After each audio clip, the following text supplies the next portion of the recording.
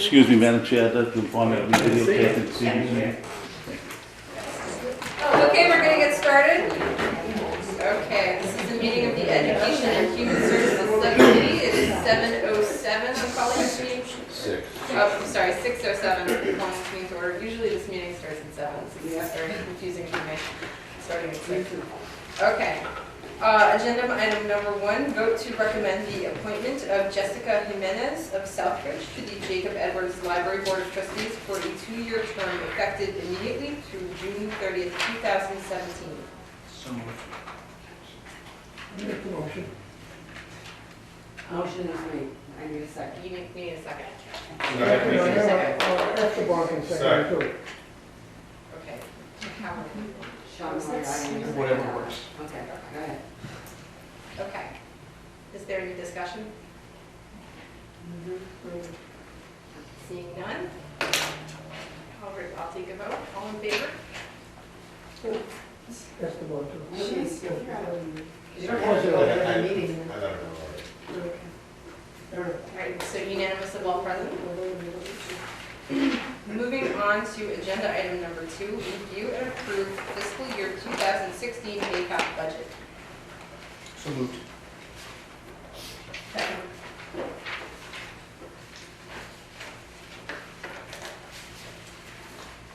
Okay, so how are we going to do this? Will we have a presentation from you? Yeah, we have a brief presentation, Madam Chairman. I'm not sure we've met. My name is John LaFlesh, I'm the superintendent of the PAC. Great. And with me is Dean Yakabuchi, and Dean's handing out a PowerPoint presentation. We mailed our line item budget to the town already a month ago. Hopefully you've all received that. And what we would like to do is go through the presentation, give you highlights of the budget and what we're looking to do next year. And then certainly we would take any questions you might have relative to the line items or to the items Mr. Yakabuchi covered. So without further ado, in the interest of time, I'll turn it over to Dean to discuss this. Sure. Thank you, John. Again, for those of you that don't know me, I'm Dean Yakabuchi, the business manager for the district. We're very excited about this budget on a lot of fronts, but certainly one that I know impacts all of our 10 towns, is the budget again represents only the minimum assessments that we are required by law to send to the towns. So there's nothing above the minimum contribution in here for any of our 10-member towns. So quite frankly, this is as low as your assessment goes. The total budget for fiscal year 2016 is $20,504,291. And it includes a debt assessment of $1,589,839, which I believe Southbridge has excluded this debt from the Prop 2.5 limits. If we remove debt and transportation from our operational budget, the actual cost to operate the school, that budget reflects less than a 3% increase, or 2.96% increase. And again, the operational budget only reflects the minimum contribution to our 10-member towns. So the member assessments will total just a little south of $10 million at $9,847,571. We're expecting to get a net Chapter 70 revenue of $9,894,071. And by net, I mean we reduce from that a school choice assessment that we get assessed just as you folks do. We're expecting to receive $712,649 in Chapter 71 busing aid. We have 3 new member towns which joined the district 7 years ago, now 8 years ago, that are required to pay a capital buy-in, which will continue in fiscal year 16 and in fiscal year 17. Those 3 towns collectively pay the district $63,910. So that is in this budget as well, but that's paid for by those 3 communities. We're also proposing the use of $50,000 from our excess and deficiency account, which is the same as the town's free cash account, of $50,000 to continue funding our OPEB fund, which we have approximately a $6.3 million liability in that fund. This year, in January, the school committee voted to establish the trust. They recently transferred $100,000 from E&D to begin funding the trust, and it's our plan for as long as we can, through an appropriation from E&D annually, to be moving $50,000 a year into that. Again, since that comes from excess and deficiency, has no impact on the assessments that come. This is something that has really come home to hit us this year. And that is, last year, we missed our net school spending requirement by $241,000. Since historically, we have only assessed our member communities the minimum contribution. Anything we don't spend, then we're not meeting net school spending.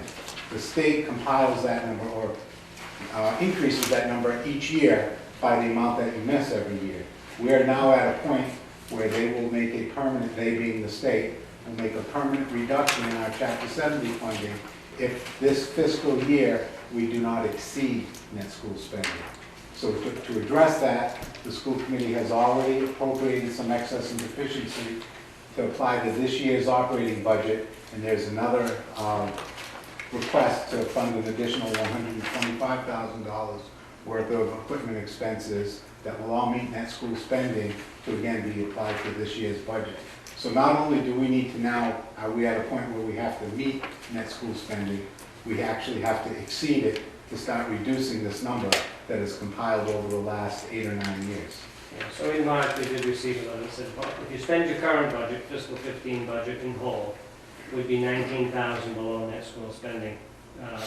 $19,000 more than 5% below net school spending. So they would reduce Chapter 70 next year by $19,000. So as Dean says, we have sought some extra money that will go into net school spending categories to alleviate that. The law is quite clear. From 95% to 100% of the net, they won't penalize you. But if you spend less than 95%, if you get below that 95%, then they start, not only didn't you spend it, but they take it away from you. So it's a double whammy. So we're really monitoring that, and we're doing everything we can to spend our money wisely. We don't want to spend for the sake of spending, but we're very cognizant of the fact that we not only have to meet net school spending this year, but we have to exceed it. Again, by taking the funds from excess and deficiency, spending it on one-time equipment expenses that also meet net school spending has no impact on the assessments of communities. Touching a little bit on our building project and a little summary of the debt service that we have.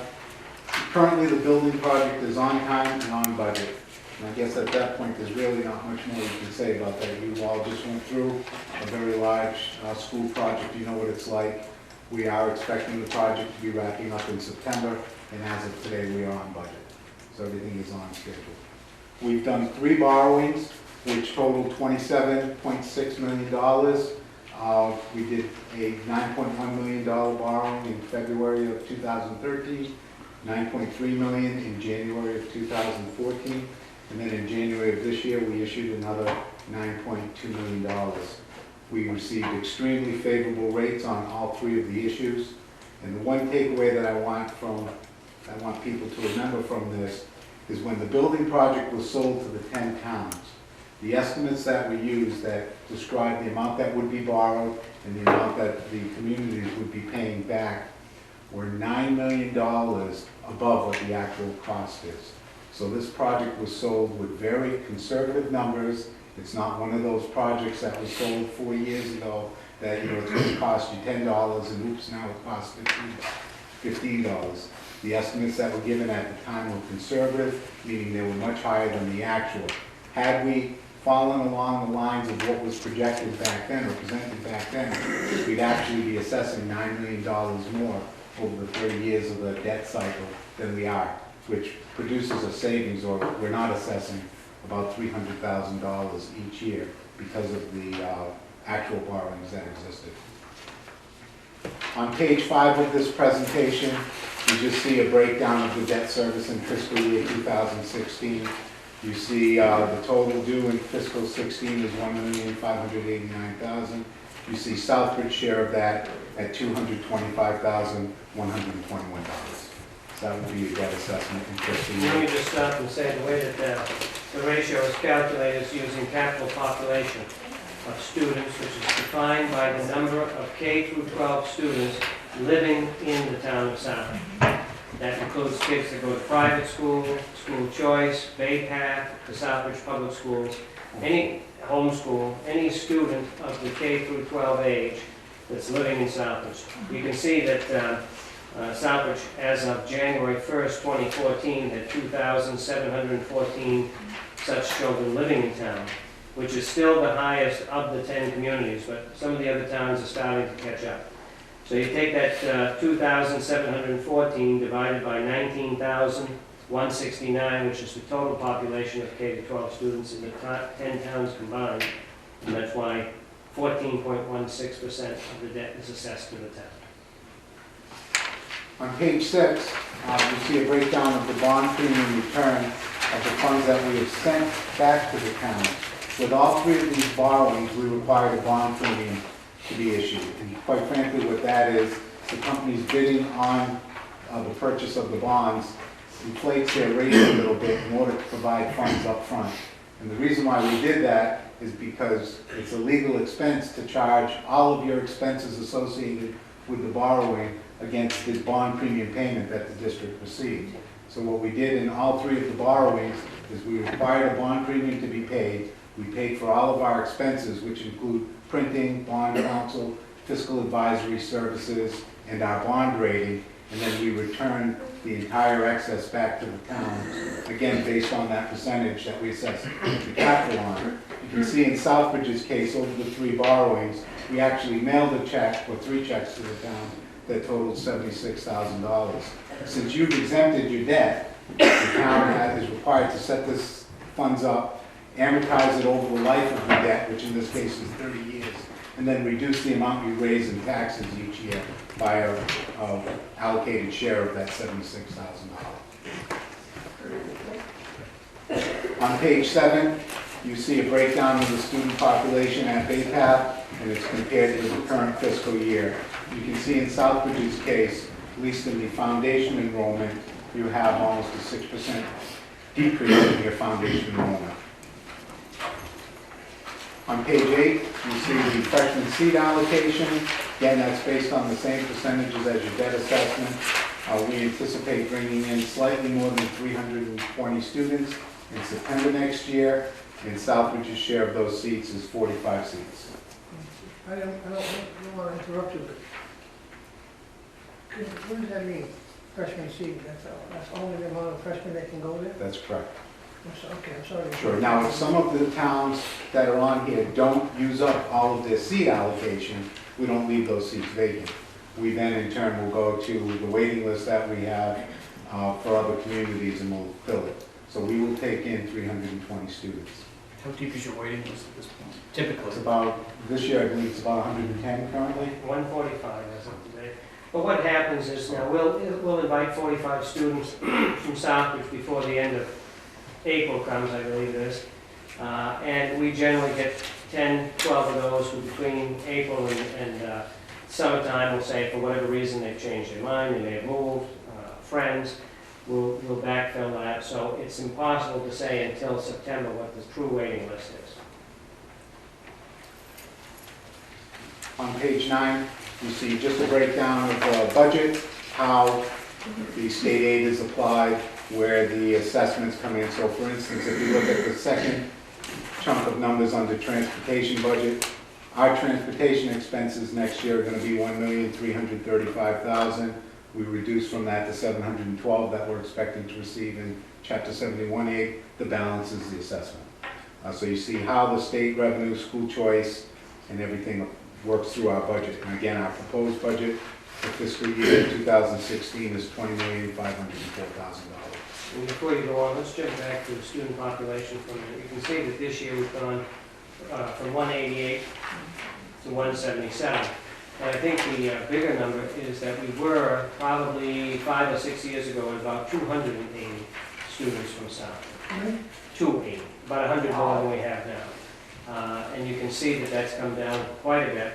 A lot of that is due to the fact that the other towns are using seat allocations. They did in the past. Most of our towns are down to 3 towns that don't use their full seat allocation. And I suspect, although I haven't looked at the numbers recently, I suspect there is some migration back to the Southbridge public schools with the new high school. But it is a dramatic decrease. And you would be, in essence, if we had 320 kids every year, you'd be around 180, which is what you're getting to now. On page 10, you see a breakdown of all of our town's assessments. If we focus in on Southbridge, you see in the second column, under minimum contribution, $781,304. Moving to the right, almost towards the middle of the page, you see your transportation assessment of $95,968. Again, continuing to the right, you see your debt service assessment, $225,121, and then your total assessment of $1,102,393. On page 11, I've just given you some historical information so that you can see what's happened with your minimum contribution as well as what's happened with your assessment change. And again, if you look on the left-hand side of the page, you'll see that your minimum contribution has gone down, and it's almost comparable to the decrease that you see in the foundation enrollment. I have a question, and maybe the town manager can help me too. You've broken down Baypass budget and capital, and it totals 1.1 million, and that's what they have, so this is a combined two of them, and your figure here. I don't know what number you're looking at. I'm looking at his figure. His figure says Baypass budget 877 and Baypass capital 222, but you add it together, that must come to your figure of 1.1. Yeah, I'm sure you've got the full assessment in there. Right? Yeah. Okay? So I'll this is have a total word. combined. I'll have a word to say once John and Dean are done with the presentation Okay, about how all fits in the budget. No problem. So here's the stuff that we're very proud of, and I've moved to page 12 of this presentation. We've included in this budget funds to add a history and a science teaching position. This is to allow us to offer more courses in those disciplines, as well as address some class size issues we have. We have funds in this budget to add a guidance position to administer an in-house suspension program. And this is going to be a structured program. It is not going to be a glorified study hall. We want somebody with a guidance background who can work with these students as well as administer the coursework that they're being pulled away from by being in this class. We've included funds in the budget to add a technical support position. We currently have one full-time tech director, one full-time technician. We're looking to add a second full-time technician. The amount of technology that's in the building and in the shops is phenomenal, and we just need to stay up on it and stay current. So this change in your figure, it's one quick question. You added a guidance position for in-house suspension, but you already had somebody for in-house suspension, right? Currently, we do not have an Well, in-house. they used to have it. Yes, about 7 years ago, we discontinued the Okay, program I'm because we were not happy with the way it was run. Okay, I just wanted to know, okay. Oh, I'm sorry. Yeah, a couple things. About the guidance, the in-house suspension program, how much money is there actually for? And when you said that you got rid of it 7 years ago because you didn't like how it was running, how do you foresee it running now? Okay. The Department of Education is really advocating that we not suspend students outside of school.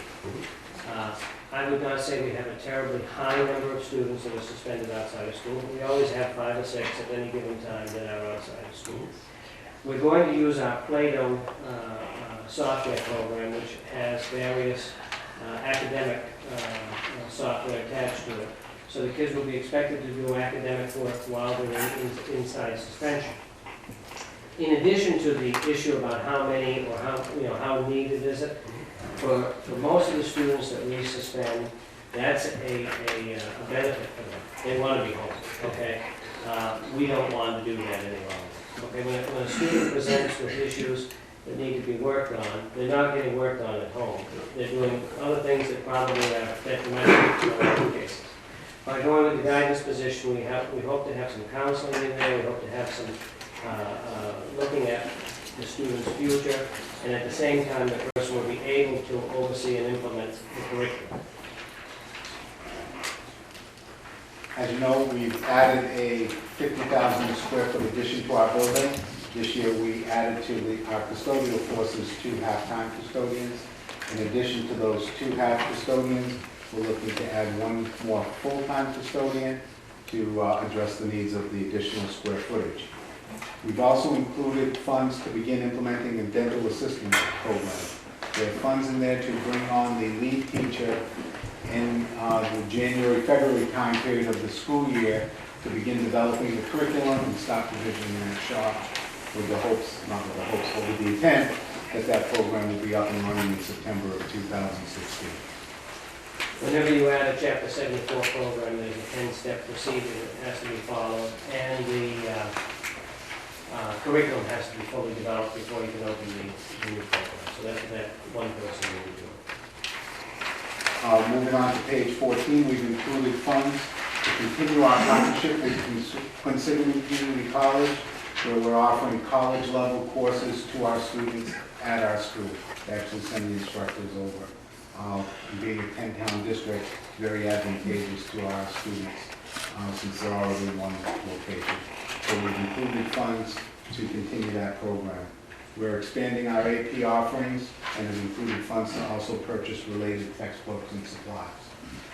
And this year, the school committee voted to add some extracurricular activities. They've added bowling, volleyball, indoor and outdoor track. We've got funds in the budget for next year to continue those activities. We've also, for the first time, included funding for an after-school art program. Currently, we do run an after-school art program, which is funded through a grant through the Baypath Educational Foundation, and it's received such a tremendous response from the students, we want to make it permanent, and we don't want to make it dependent upon grant funding. So we've included funds in 2016 to pay a stipend to the instructor, as well as to provide supplies for that. So that program will be continued on a permanent basis.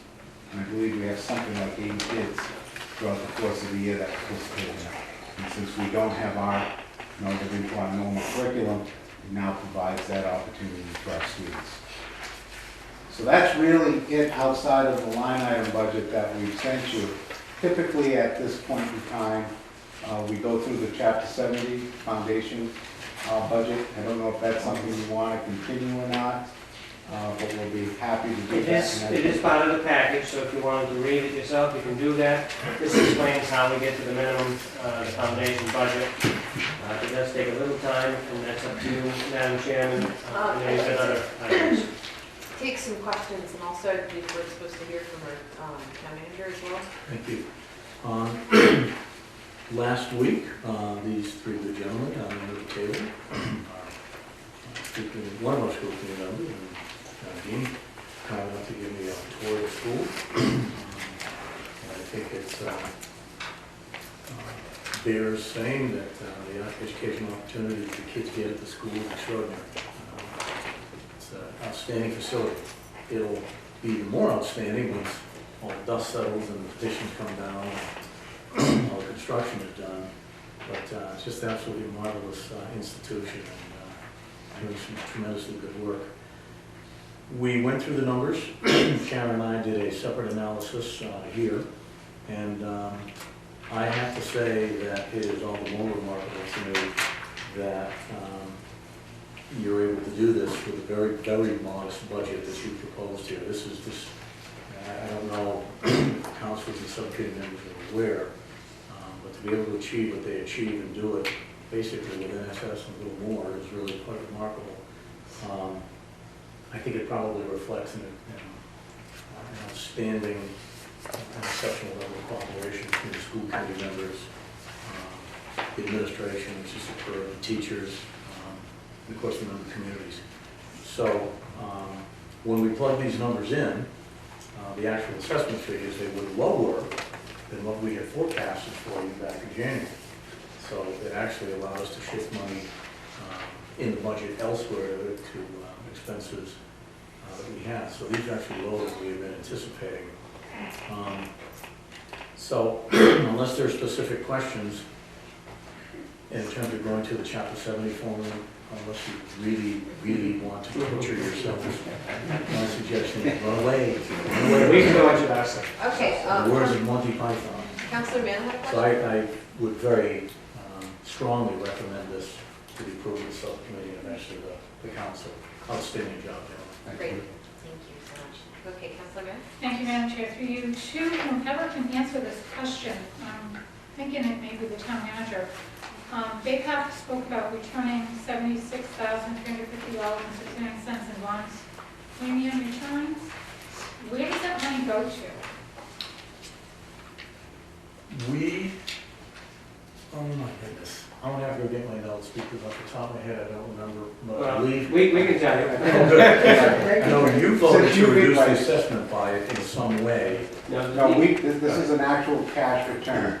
Since you've excluded your debt from Prop 2.5 limits, the finance director should be reserving these funds, amortizing it over 30 years, and then reducing the amount that's levied each year in your debt exclusion by the 1/30th amount of the 76,000. So it's just, we just don't levy those taxes. Right. When we sent the first check, Monique, we also sent an IGR from the Department of Revenue, information guideline release, and it explains the steps that the town accountants in 7 of our 10 towns have to take. And that was one of the numbers Okay, that thank you. actually had dropped from the original schedule that we thought we had. So. Okay. Councilor Becker? I'd just like to make a comment. These two, the young gentlemen compared to me, I've known them for a long time. They used to be the treasurer and accountant in Southbridge years ago. They worked here together. And I see them, this is my 8th time I see you guys come in here, and they do a tremendous job. I know these two people do a tremendous job too, but they have these two people, and they're lucky to have them, and they're wonderful. So, thank you very much. And I think the town manager hit on something in regards to this, and that is, I have 20 school committee members, and all 20 of them come in to all of our meetings focused on one thing, and that's student success. And they look at us and they ask, what is it that we're recommending? They look at the budget, they support those items, we have healthy discussions, and there are many times, because the 20 people that are on that committee, generally speaking, come from a very diverse background, a lot of different trades, some from higher education areas, and so they bring to the table good ideas. And I hope that our 2 members would say that Dean and I and the rest of the people who are in our administration listen to those ideas, and sometimes we go in a little different direction. Mr. Langevin has been a heck of an advocate, helping us to improve our student service program. We last year were able to add an adjustment counselor for the first time. And as you know, one day last year, prior to the adjustment counselor being on staff, we had 3 students present suicide. Okay. And we said, wait a minute, we're going to do something better. And Mike has been talking about that. Same thing with our school psychologists have been talking about it. So people bring ideas to the table. We talk about it. But I would say that, there isn't a person on that committee who has an axe to grind with us. They want to work for the betterment. And that shows. That shows. And I appreciate these 2 folks and the other 18 for their guidance. So it's a whole, all of us working together to get this all done. Okay, does anybody else have any questions at this point? I'd like to ask the committee members if they feel like they want a run through of would you like them to go through the Chapter 70 section? No, you have to go. May I make one other comment? I do want to bring up to the council that we've been attempting to work a little more closely with all of our schools in our towns. And we've worked this year in particular with Southbridge, Webster, and a district that isn't in our town, Tantascwa. And we're going to be, through their cooperation, getting together and talking, and Ms. Earls over at the high school in June, the end of June is it now, Melissa? The Mass MEP, which is Manufacturing Extension Partnership, along with this group called MACWIC. Don't ask me exactly what. There's a big need for trained machinists throughout Massachusetts. I only have 40 kids in the machine shop. And believe me when I say, every one of those kids, when they become a senior, they're not in the school. They're out on co-op, because every one of them gets a job as seniors and do their continued training. So this summer, we're going to have a class at the Southbridge High School, those 4 school systems, Bay Path and the other 3, run by this MACWIC. Any student who's graduating without plans to go to college or a good job is eligible to apply. And if they go and pass this training at the high school, they'll get what's called Level 1 certification. There are 53 employers in Worcester County that have agreed to hire any person with this Level 1 certification. And I was at a meeting with the Worcester Chamber of Commerce last week. There's a couple other programs we're hoping to work together with. We investigated some that depended on grants with Southbridge and Webster in particular. Unfortunately, those grants didn't come through at this point. We've not given up on that. We'll be talking with all of our partners and most importantly the legislature. But I want you to know that we are working together collaboratively. We can't obviously do everything up at Bay Path. The high school has some great resources and some great folks, and we're trying to leverage that to the benefit of only one population, the students. But I want to thank the interim superintendent and Ms. Earls over at the high school and people over in Webster and Tantasco, because this is what we need, is we need to work together because they're all of our students. They're all of our people. And the people in Southbridge, if we can help work together and get jobs, that's what this is about. So I want to thank you. I know it's a first partnership. I think it's going to be very successful over the summer. Great. Well, thank you so much. You're welcome. Can I just ask one question on that? Sure, thank you. Madam Chair, to Ms. Wolflash.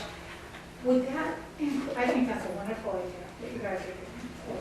And it's through the state, but we just try to... Does that have transportation included for the students that aren't able to come? This time it will, because there's I don't know, it's about a $30,000 grant that is being administered by the Central Mass South Chamber of Commerce, and there's some funding in there for transportation. And we're going to leverage Baypath's buses. So therefore, they'll only be charged whatever the personnel cost is for my bus drivers. I'm going to pick up the cost of gas and the bus and so forth, because there'll be kids from our catchment area. And, you know, I see us as partners, not as two separate systems. So, yes, there'll be transportation this time. We're going to evaluate how that works and then try and replicate it in the years to come. Thank you. You're welcome. Great. Any other questions?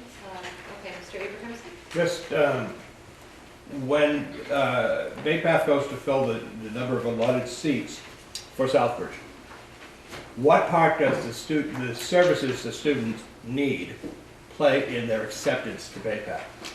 In other words, if they are a special education student, we're blind to that. There are 4 criteria. One is an interview with the student to see that they have some interest. Another, we look at their grades, we look at their discipline record, and we look at their attendance. Okay? And the grades are just regardless of what type of course they're in. If they get an A, it's an A. So we have 22% of our students on IEPs at Bay Path. Now, there is no doubt that there are certain physical disabilities that we cannot accommodate in all of our shops. We have students with autism, just like any other school system. But in some of the shops, there are safety concerns. I unfortunately, for example, this year had a young man lose a thumb in the metal fabrication shop. So that may at times play a consideration. Although I will tell you that we attempt either with one-on-one aids or other services to accommodate as many kids that we can with physical disabilities. But sometimes they'll start with us and they can't overcome those issues relative to the shop.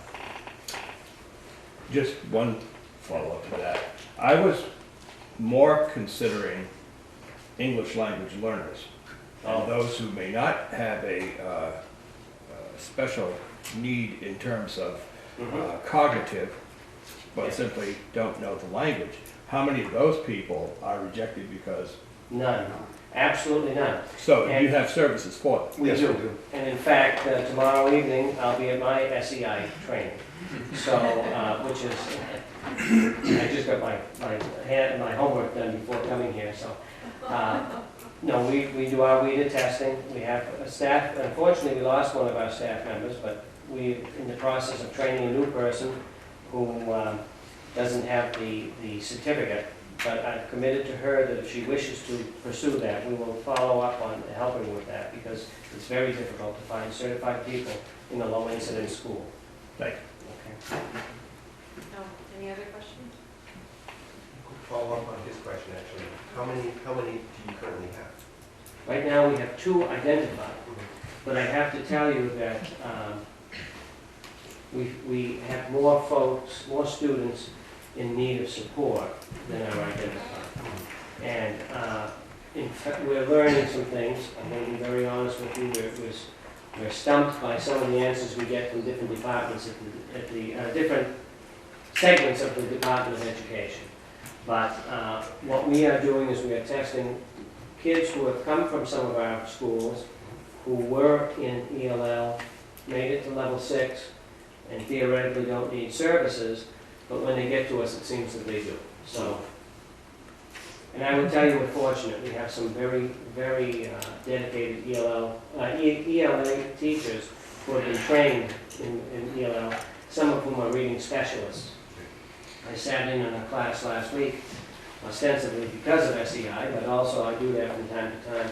And the level of support that that teacher built in, not only for her ELL students, she had the 2 students with her, but she's a Title I reading specialist.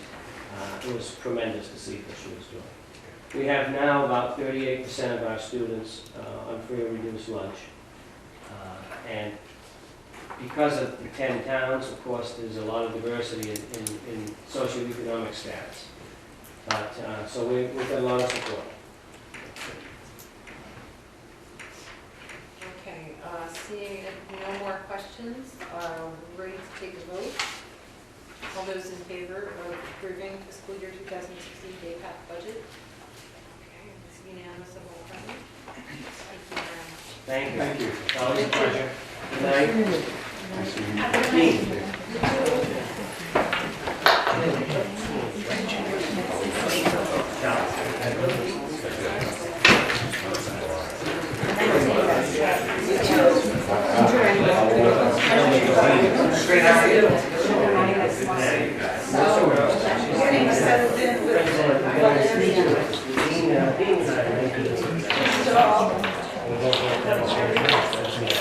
That's all right. Good to see you.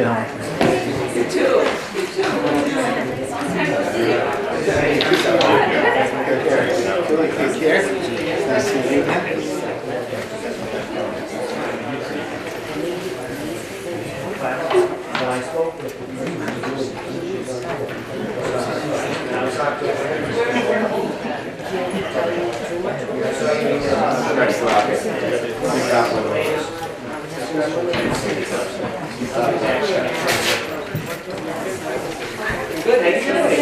Thank you. Excellent, thank you. Thank you, sir. All right.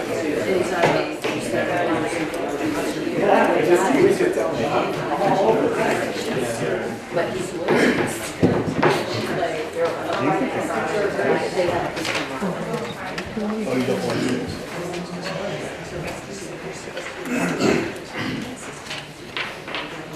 Okay, agenda item number 3, review and approve Southbridge School fiscal year 2016. You, sir?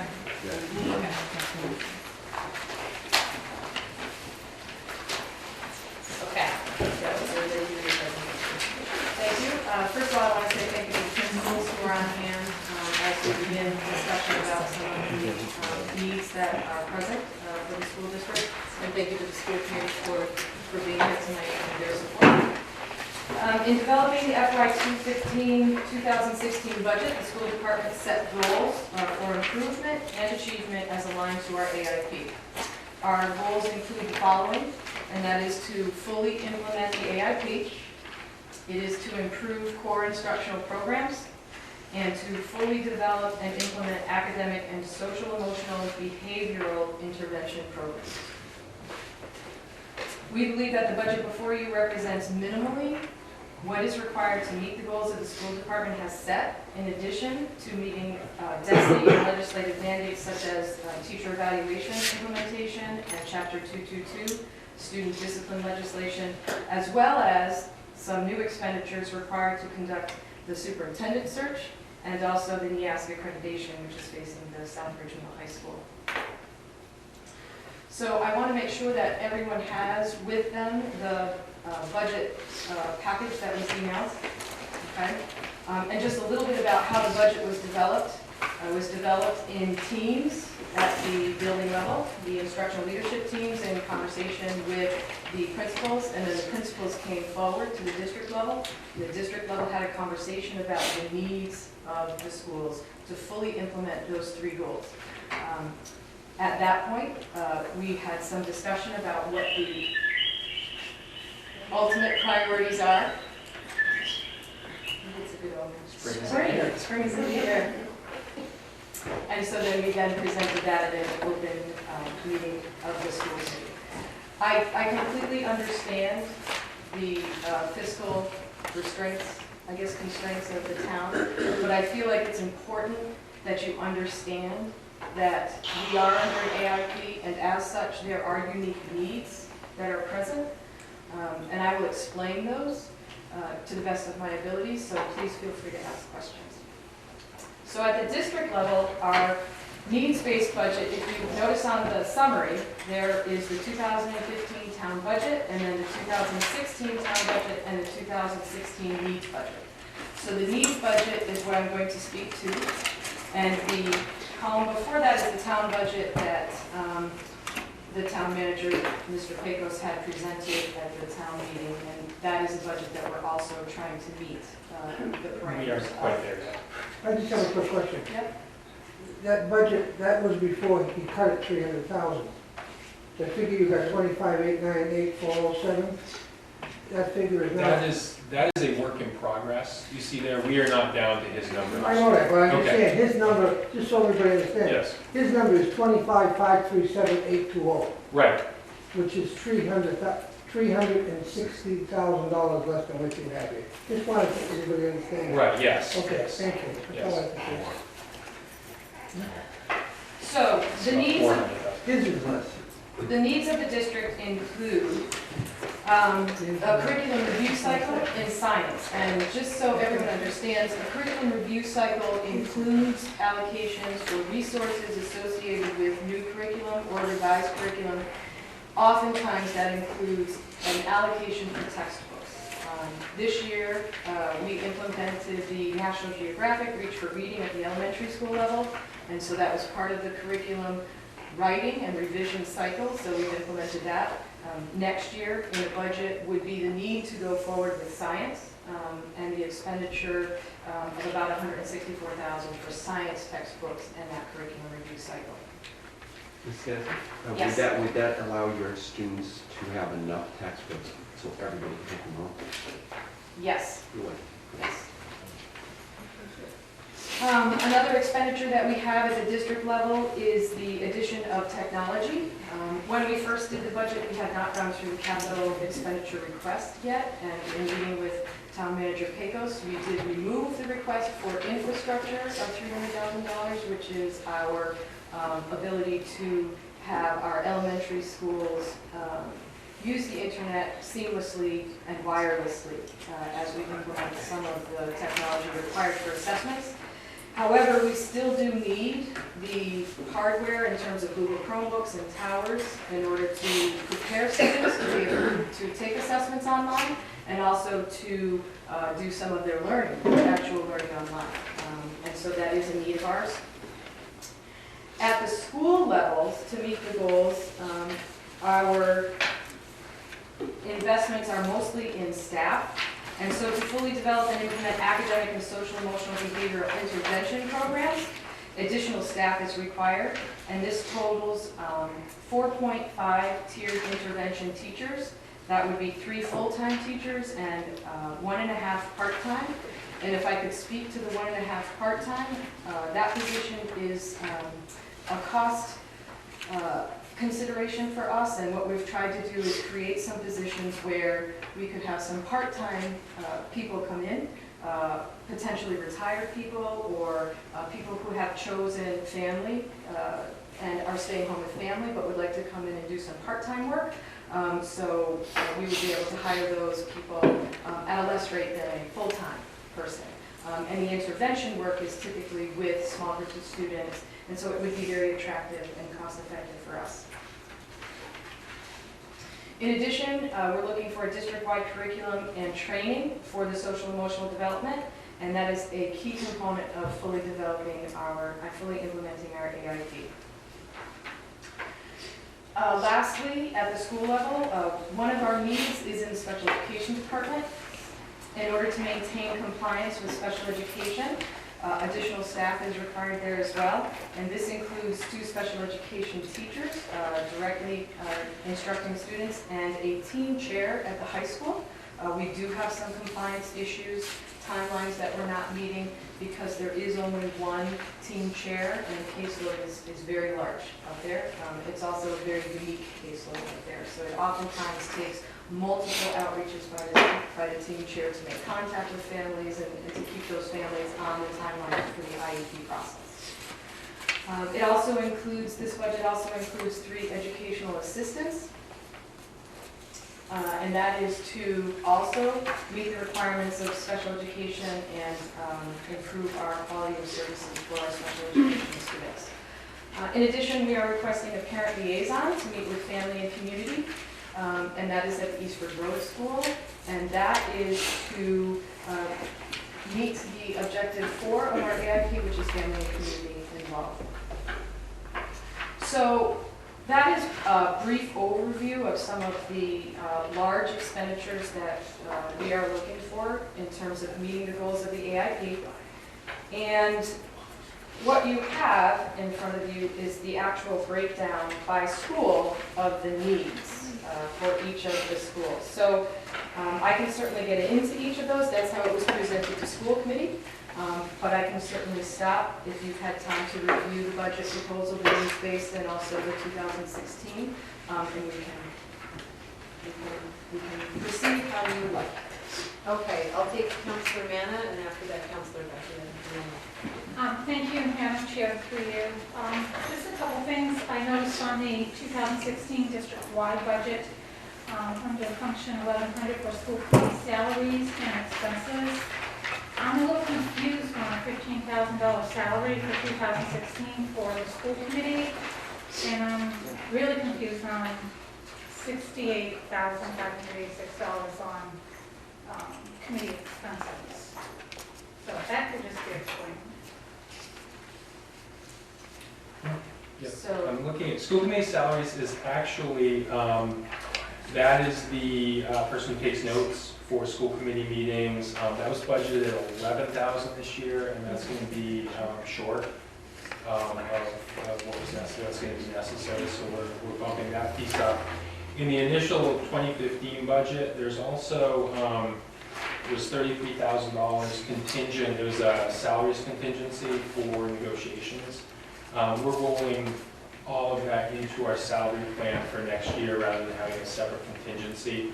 There's a couple different ways you can do that. You can roll it out into a contingency, or you can roll it into salaries, expected salaries. I just rolled it as expected salaries and rather do it that way.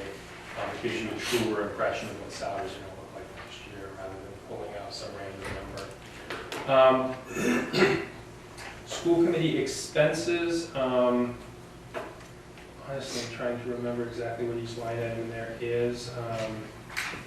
I think I might need to get back to you on that one. I apologize. There is legal is, I believe, under a separate line item. I'm going to apologize because I don't know what everything that's in that 68,586. I can get back to you on that. Okay, and also That is- OF. Yeah, pull that. It's costs more than what is actually Right. taken in, so. So we, Oh, you have the line item. I Do do. you have the copy of the line item in front of you? School committee supplies, 500. School, oh, sorry, 300. School committee dues, central office, 5,300. I'm assuming that's MASC. MASC and things like that, yes. School committee travel and conferences, Mhm. that was 1,000 for the school committee to attend the MASC conference. School committee legal, Okay. 57,786. Mhm. And school committee advertising, 4,000, which comes to 68,586. What are you advertising? That's interesting. Typically, the school committee search, I would assume is into the. Superintendent. Sometimes position postings, things like But that. there's a separate line item for that for $30,000 That's for for. the search itself? Okay. Okay. Yeah, the pull-out is a huge thing. I mean, if we could get rid of So if I can talk a little bit about Cool App, we talked about it at the school committee. We have our director of operations. So we have our director of operations working with Aaron first of all, they've done the cost analysis, they presented the cost analysis. It's clear, it has been clear, that it is ineffective use of space. We've talked to Head Start about the possibility of Head Start purchasing, and they are interested, so we're making the connections between Head Start and the town to see about starting that process. We have investigated moving central office to Eastford Road. We have made a bit of a determination that that's not a good place to move central office due to how people would have to enter, and they would come in contact with students. And so we just can't figure out, because the spaces is on either side is a stairwell, so I'm trying to think of the word, it's like landlocked by 2 stairwells, so no matter how parents would come in or community would come in, they would have access right up the stairs. Well, at one time they were down here. Correct, and so that is obviously something that we could discuss, we could be moving back here. And so the cost analysis has been done, and now we're working on the next step, which is to look out into the community to see what spaces are available and to do the analysis of that. To also truly identify our square footage needs and our actual conference space needs and small space needs, what that really all looks like, so that when we go out to look at properties, potential properties, to look at renovations potentially to buildings that we already have, what that would entail. So it is part of our long-term plan to, I think, find an alternative space for central office. To me, it would make more sense just to move back to the town hall. I don't know how much you contributed to the town hall at the time that you were in here, but obviously you would be saving at least $100,000 trying to back and go to the Actually, I guess this is a question. I'm sorry, I have Councilor Becky in next. All right, and now the town manager is here. The town manager budget is $25,537,820.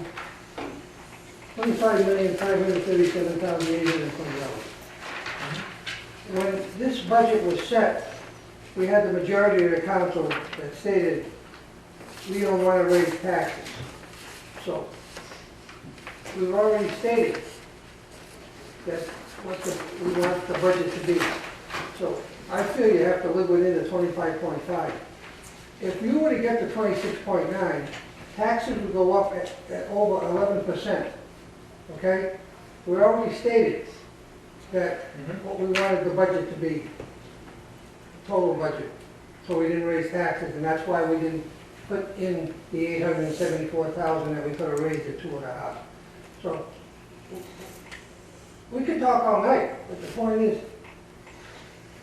us as councilors, we already stated that the town manager could give us a budget, and he gave us a budget, and his figure is $25.5 million. So, I'm not gonna, that's my figure. My figure is what the town manager gave us. I don't know what the other councils feel, but we have a figure to work with, so. And we stated we didn't want to raise taxes, and this is the only way we could. So, I might come back and say council later, but that's my opinion on it. Okay. Kristen, did you have something? Yeah, I was just wondering clarification. You mentioned an addition of 3, 6, 7, 8, 9, 10 10 new full-time hires and then to 1.5 part-time. And you kind of went between like compliance necessity and objective necessity. So what's actually necessary, because it's a pretty big line item to have that many new positions coming on board in the fiscal situation that we're in. So what's actual like compliance, like, Yep. just explain, sorry. Okay, so very good question.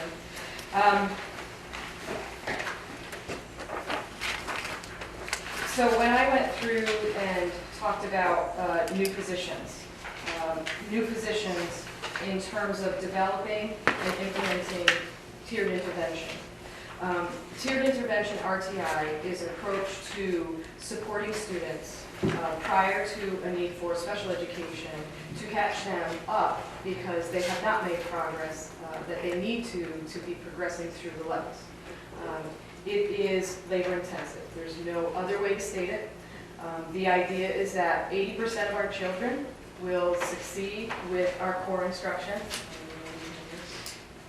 and that the next 15% with tiered intervention, with smaller class size, more intensive instruction, additional time on learning, with that certified intensive, with that teacher, would get those students to grade level.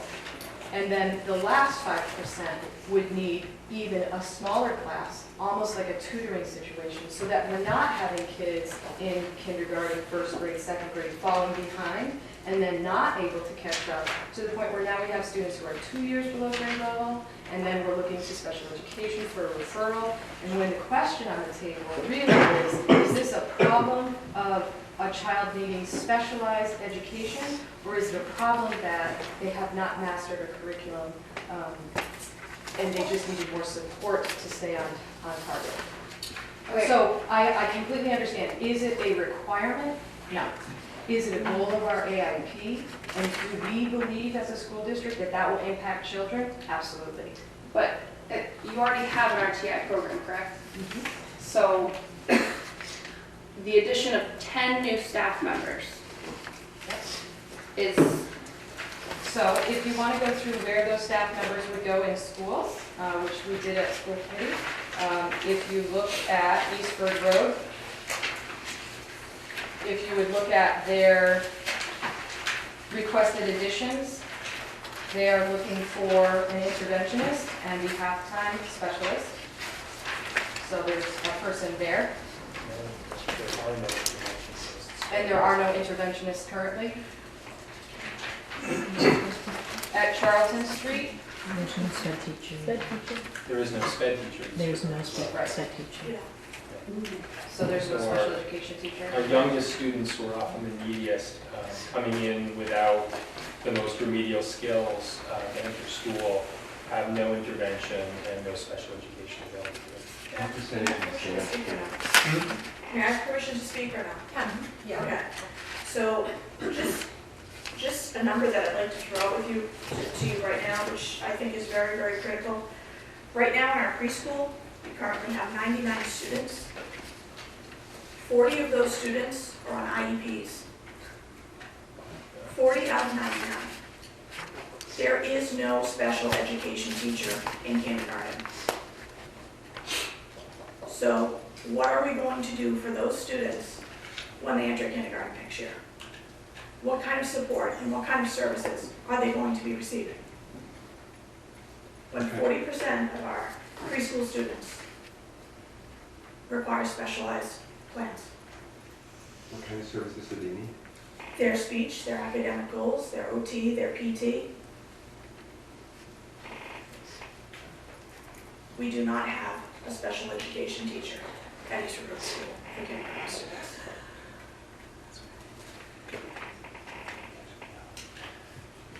So if you look to the Charlton Street School, the needs-based budget summary, it is a full-time RTI teacher, and then they are going to be utilizing the 2 part-time. And the behavioral interventionist is located on the Charlton Street budget, but that would be shared between West Street School and Charlton Street. And I don't know if, Mr. Latour, you want to talk about why those are on your budget sheet? The behavior position is crucial. We're spending so much time dealing with behavioral issues and dealing with issues with disruptions to the classroom, and there's less and less learning in the classrooms because of it.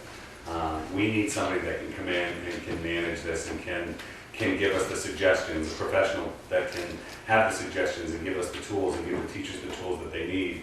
And to be, actually what we're hoping for with that position is to create a wraparound service person. When we've been on school visits to other districts that were level 4 and have made it to level 1, these are all positions that are in those buildings. These are all positions that are crucial to managing the population and the demographics of our buildings. This is not something that we've pulled out. This is not something we've said, maybe if we had this is something where we have evidence-based support and we've seen it in action, we've seen it working, and we've seen the wraparound services. Right now you have your assistant principal, you have myself, or you have our guidance counselor, and we're calling parents and we're telling them, geez, we're seeing all this kind of behavior. Is your student receiving counseling outside of school? No, they're not. We filled up 2.5 counselor positions already for counselors coming into our buildings. And we're looking to put more in place. There's a growing need for this, and we need to fill that need. And having somebody to be able to do this and to manage that wraparound service and to be able to work with DCF and work with the law and to work with the police and other agencies. A week doesn't go by where we're not contacting DCF and we're not contacting the probation or courts because we have students that are chronically missing 25, 30, 35 days of school because the families just aren't sending them. Where there's such a need in these households, where there's domestic abuse that these students are witnessing, where the parents are moving from house to house fleeing, and there's such a need. And we're trying to fill that need, and we're not professionals. We don't have the tools to be able to say to them, this is what you need. That's where we need that professional social worker to be able to say to DCF, listen, this is what I know this student needs, and this student might need a 45-day placement, and it's up to DCF to put this student in that placement, or it's up to DCF to get this student out of that situation. And we're doing the best we can with that, but we are managing, we're just managing to fill the holes as they're springing, but, we really adequately need the support. And the last, there's a special education request that comes out of the Southbridge Middle High School, and the EA is also out of high school. And in my overview, I didn't get into all of the details of every single request. I did want to give you an overview. I had made an assumption that you had received the document and sort of gone through it, and if you had any questions, you could certainly ask. So, and to Apple's point, I do understand, but I feel like as the acting superintendent, I do need to make the town council aware of the needs that are out there in the district, but I do also understand the constraints that you're working under. Mr. Abramson, you're next. No, I'll get back. Okay, Councilor Steve. Yeah, just a couple of questions. You answered, or actually she answered one of them. I guess this is to Bill. To follow up on what you were just saying, what would that do to help avoid out of district placement? Where do we stand as far as that goes? And what is that costing us now? Well, I think we have the Pupil Services Director here, Ms. Culligan, who can speak directly to that and has spoken directly to that. But if you look at, I'm very familiar with the district, having lived here and having taught here in the past. And if you look at the level of outside placements, and if you look at where we're at now managing our students with special needs and all of the caseloads and everything, it's far better under control or being managed now than it ever has. And she can talk about what she's brought back to the district. And a big part of that is because we have specialized programs. And we haven't even talked about the specialized programs that we have in-house right now, where we're managing these students that would be in out-of-district placements, costing us far more than what it's costing us now. We have one of those programs in our building. West Street has 2 of those programs in their building. Eastwood Road has that as well at their building. The high school, middle school has a program at their building. So when you're looking at what it would cost us to outsource these, to outplace these students, it would be far more than what we're paying. And that's where some of the educational assistants come into play, and that's where having the, I believe the special ed teacher over at Eastwood Road, so that we have an idea of what's coming up to the schools. And right now, we don't have that. And if we could raise that bar, if we could raise that while they're there in pre-K and K, and then have a better handle of it when they come to the elementary schools, and then be able to get that programs going there as well, and then get up to middle school, high school. This isn't something that's going to happen overnight. This isn't something that's going to happen next year. But this is a long-term plan. This is something that we need to look at and we need to face. And I'd just like to say too, if we start our supports in preschool and kindergarten, and they leave Eastford Road, 80% of our students leaving Eastford Road reading, what does that mean for the first grade teacher? And what does that mean for the second grade teacher? You know, I have a building right now with not a lot of support for 300 students. I have 1 interventionist and no special education teacher for 300 students. And we're the feeding school. We are the face of Southbridge Public School for the entire district. So if children are not receiving the supports that they need in preschool and kindergarten, what does that mean for first grade and second? If they're not reading by 3rd grade, that's it. All students need to be reading by 3rd grade. And we need to support them in preschool and kindergarten, so they are reading when they get to 1st grade. How many kids currently are reading when they're first? Well, out of 189 students right now, I have 62 students that are in need of intervention. So 1 intervention, at the beginning of the year, it was originally 88. With 1 interventionist going between 9 kindergarten classes, she is only able to service 25 students. So until they have 3 successful on-target scores, they cannot be exited from intervention. So we really have 60 students receiving no intervention at Eastwood Road School because 1 staff person supports 25. I can So tell you. ideally, if we had 3 people, that would be servicing 75 of the 88 students. I'm only asking for 1 interventionist, a part-time interventionist.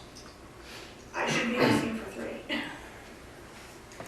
In Charlton Street right now, there's 292 students that are below grade level or in need of intervention services. Out of 447 students, 292. And I know West Street's the same because we just compiled the data for our AAP meeting and presented this to the state. And one of our monthly check-ins is to progress monitor these students and see where they're at and to figure out what movement we've made, where they are, and you know, how much progress we're making. You know, we're making progress. So every month we're seeing progress. It might not be huge gains, but I know you had somewhere around 35%, I think. Charlton Street was somewhere around 39% improvement on that level. It's nowhere near the 70 or 80% that the state wants to see right now. But we're, you know, and part of it is because we're so short. We lost 3 intervention positions going into this year. And that's what we're asking for back, really, is we're trying to get back to staff where we need to be. Counselor Steves, are you all set? I probably have more questions, but we Okay, Counselor Mann. Thank you, Madam Chair, for you. I really don't think we should look at cutting the interventionists for the schools or asking them to cut the interventionists for the school after listening to Mr. LaToya and, I'm sorry, Mayor's Spritzak. Ms. Spritzak speak, especially on the special education for the kindergartners. They do need that. They need that help. That she's right. That's the base. That's what they learn. And do we still have a school resource officer that helps you out with the We have a school resource officer that is Shared. positioned at the high school, middle school, and Mrs. Earl's can talk to that, but he's pretty busy up at the high school, middle school on a regular basis, and actually works as an interventionist a lot of times with assisting students that might be There might be something going on where he's able to help with that, but probably 99% of his time is spent up at that building. It does sound like you really need someone there to help you out and intervene with the children. There could be other places. I'm looking at this right now, and I see 120 Chromebooks and carts. Training for Chromebooks, $20,000. $20,000 for what? So for the training? For the and training. for the cards. So, Not for the Chromebooks. Well, the Chromebooks seem a little pricey too. $40,000 for how many? 100, well, maybe not. But the training, $20,000 to, all you need to know is Google. Well, Google Docs. Yes, I'm sorry, I have a Chromebook. I have a Chromebook, I have an iPad, I have a Doc, I have. Have you taken? well, I certainly it's more than just the tool, it's more than just the Chromebook. It's professional development on the specific assessment programs. Oh, So okay. if we are choosing to go to MAP next year, it is a student growth measurement, a student growth assessment. So the professional development around how to use the tool, how to get kids on, all of that. So it isn't just, oh, here's your Chromebook and go to town. It's, Okay. really how to use it in the classroom and beyond assessment.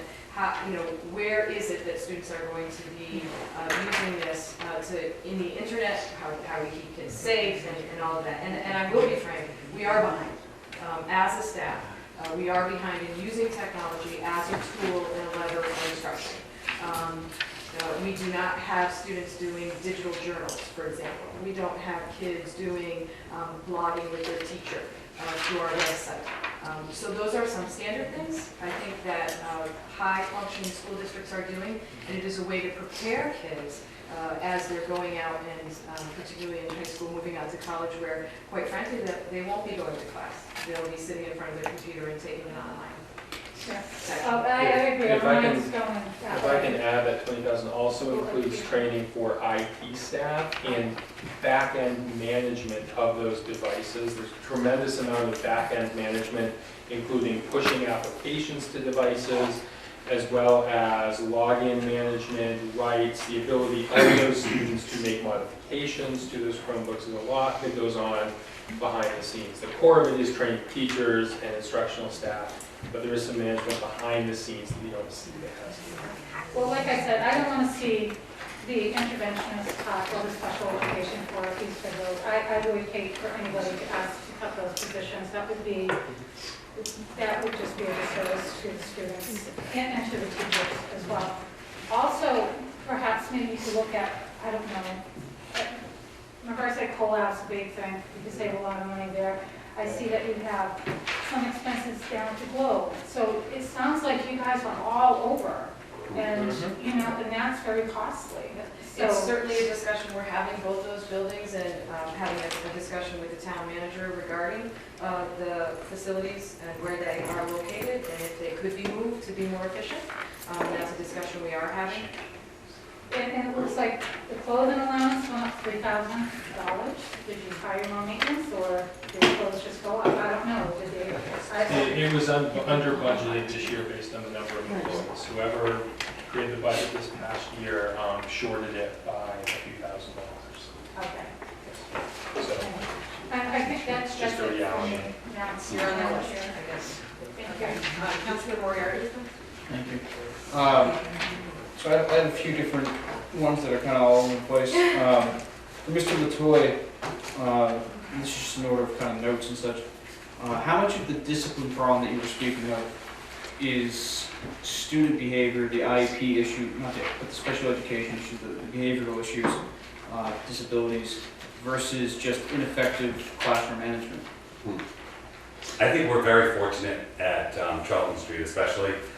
As I'm entering my role as acting assistant superintendent, I'm visiting the other schools as well, and I'm able to see what's happening there. But I can speak from Charlton Street School that a lot of our staff has been trained in responsive classroom. They've been trained in the Peace Build program. They've been trained in PBIS. We've implemented the PBIS program this year wholeheartedly in being respectful, responsible, ready to learn. We have posters in the classroom. We have posters in the hallways. We even have posters in the bathroom of what behavior should look like in the bathroom, what it is and what it isn't. So there is a lot of work going into what it should be, but what we're fighting is, we're fighting students that have no limits outside of school, or have no one to show them what being respectful and responsible, or even taking pride in their own behavior looks like. So those are the students that we're having a hard time managing. You know, today we had a student who was on the floor having a complete meltdown. The teacher did everything she could. She kept teaching afterwards and she was doing what she needed to do. But there's a student that, you know, the guidance counselor got called to the room. You know, I was called to the room when we're trying to work with this student, ended up having to clear the room, have the mother come in to pick this student up off the floor and get him into the office, and then ultimately work with him, and maybe an hour and a half later return to class. So it's, when the mother comes in and says, John, you've got to get up now. No, you can't make me. You know, or worse, a lot of times F you. And when you've got those parents coming in the office saying, what are you doing with my effing kid today? What are you doing with this? What are you doing with that? How do you combat that? You know, the teachers, the office staff, everybody, I think, across the district is doing what they can. Middle school, high school, I think it only gets worse because they say to them up there, they're yours from you know, the time they get in the door to the time they leave, and they don't want to hear them, and they won't answer the phone. And if I may, I think we would be naive if we don't recognize that our students are coming with trauma. And trauma is a significant impact on our students. They don't feel safe. So our first priority is making them safe. And so behavioral interventionists, tiered intervention supports for students who have trauma, so that we can provide daily check-ins, we can provide the caring adult, and so that if they're feeling safe, then they can learn. And so while they may not learn well in a whole class, and they may be the students that are receiving behavioral intervention, they then go on and need academic intervention as well. But I think we have students that have significantly more trauma than I think we realize. And they present at school, and we uncover that trauma, and we do the wraparound services that we can, but it certainly impacts our learning. And I think it's increasing, the cases that we're seeing of true trauma. I think the rate of incidence for PTSD is, I think most people would be shocked, Yes. especially at an early age. Yep.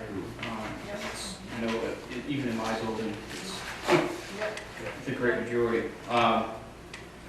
For this side of the table, what percentage of your budget right now proposed is really something that is of direct instruction or direct results for the kids? We just did that out, about of the total budget. We're looking at direct instruction for the kids. That doesn't include principals, that doesn't include direct instruction of the kid is about 60%. You know, realistically, it sounds like it's not the bulk. It is a large portion of our budget. A large portion of our budget goes to transportation. We spend $3 million a year on transportation, just getting kids to and from. So whereas, you know, I think we joked in the subcommittee meeting that, you know, if you were to compare us to a Target and Walmart doesn't have to bring customers to them, the customers come. We have to pay to bring our customers in. That's the reality. I do have that breakdown. I don't remember how every single piece breaks down. Administration comes in at about 10%. You know, custodial and maintenance at different numbers. I think overall it looks pretty typical of school districts I've seen. Our staffing levels are pretty consistent when we talk about classroom teachers, teacher-to-student ratios. We talk about having IRSs at some of the schools. I think a lot of schools, especially those struggling with, say, being on IEPs, have instructional resource specialists who are coaches within the school, helping teachers drive instruction to students. And we do have, a lot of that instruction is also very laden in special education costs. We have 450, roughly, special education students out of 2,200 students. That is over 20% of our students are special education.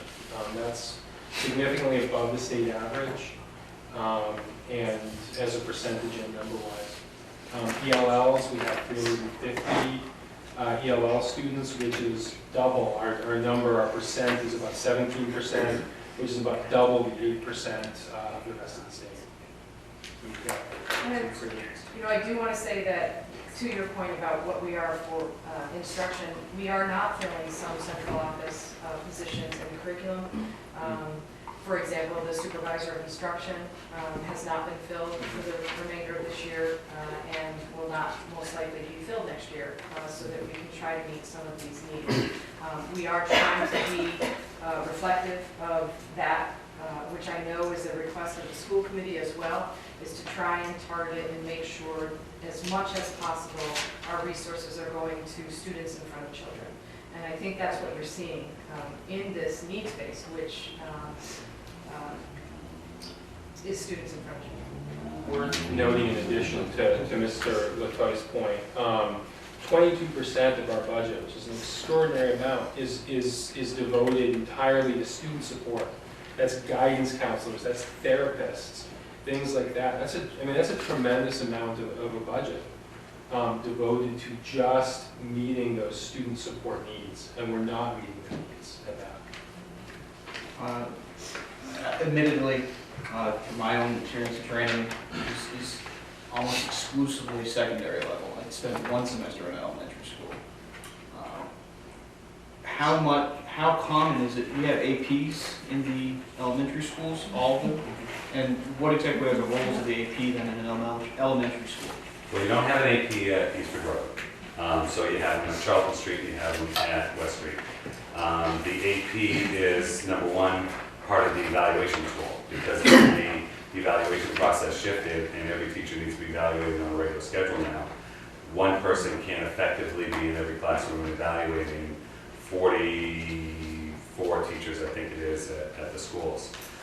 And taking care of discipline, and taking care of parent outreach and that sort of thing. So the APs fill a tremendous role of that. And we just did a presentation to school committee last week where we talked about the role of the assistant principal and what they do.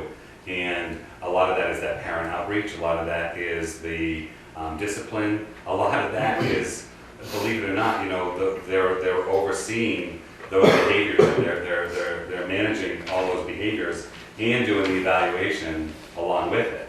And then you add to that state testing and other requirements that the administrators are required to oversee. It's a tremendous workload. And I think that's where adding that position was necessary.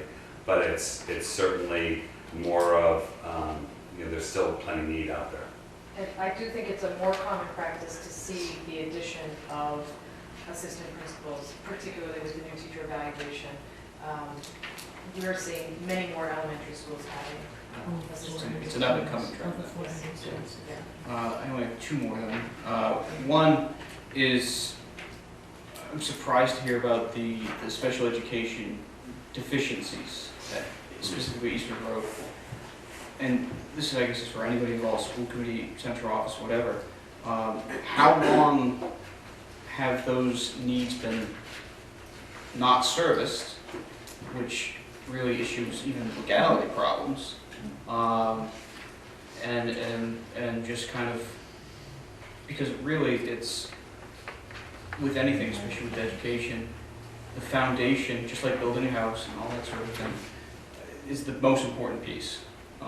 Because otherwise, like some of the kids I have that are 16-year-old freshmen with a 4th grade reading level, if they had had perhaps some of these things in place when they were in 2nd grade, 1st grade, kindergarten, perhaps it wouldn't be this problem. So how come we've gotten to that point? How did that happen? And how long has that been the case? And I know there's not a huge amount of institutional knowledge. Well, I can certainly speak to a little bit of that. We have not added a special education teacher to the budget since I have been here. Those requests have certainly gone in. I can say that at the kindergarten level, we had some dually certified teachers that are no longer dually certified, so they were taking on the academic component. The speech and language pathologist, PT, OT, those are related service providers. They were, itinerant and still are. So we've been hobbling along, I would say, over this last year, and now it's very evident that it's become critical. It's not that we're out of compliance. We do have a duly certified teacher at the kindergarten level working with our academic. There's just one teacher, and I think she has the substantial number of the students. But we're getting more and more students with IEPs moving into the district. So as much as we try to control the eligibility determination, control the proportion, and really work to have students who are identified as special education really require special education, we're working on that. But at my presentation to the school committee from September to December this year, we got 60 more students moving into the district with IEPs. So that 450, every time we kind of get that cost under control and/or those numbers, students are coming in. So that's part of it. And again, I can tell you that special education positions have not been budgeted in the past. So when we've added programs, we've absorbed the existing staff, including the educational assistants, into those programs. So it's left us now, I would say, at a skeletal level. Okay, I have one last one. I'll defer to committee members, but just to answer Ms. Moriarty's point, these requests have come up year after year after year. Yes. They've just been, we eventually get to June and our budget has to be cut. And so you cut, the decisions are made to cut what needs to be cut. So it's not like there hasn't been a awareness of these things. It's been that the funding isn't there. There's only so much, even on the town side, the staffing takes up a large portion of a budget, and what's actually discretionary in a budget is really small. Out of a $25 million budget, believe it or not, what's really discretionary, as you know on the town side, is very small. And so it's not that those positions haven't been advocated or requested every year. It's just when it comes down to it, it's like, okay, what do we need to just keep this place up and running? Rather than really building the place that we want to see. And part of that is, this AIP that we're under with the Department of Ed, they should be giving us money to implement some of these things if they want. If they want us to have all these extra positions and all these positions, everybody's always saying, why do we have all these positions? Why are there IRSs? When I was in school, there were no IRSs, which is an instructional resource specialist or those kinds of positions. Because we're under an AIP, and they say, you don't have them, we're not going to move you up a level. We're not going to do that. So then you need those positions, even though maybe legally not, but you're trying to manage so many moving pieces at the same time. I'm going to assume, just real quickly, my last point, question rather, and I'm going to assume the answer is probably going to be pretty similar to the last one. Then it was pointed out that in this current budget, that's rounding out now, that we lost 3 interventionists in the elementary level.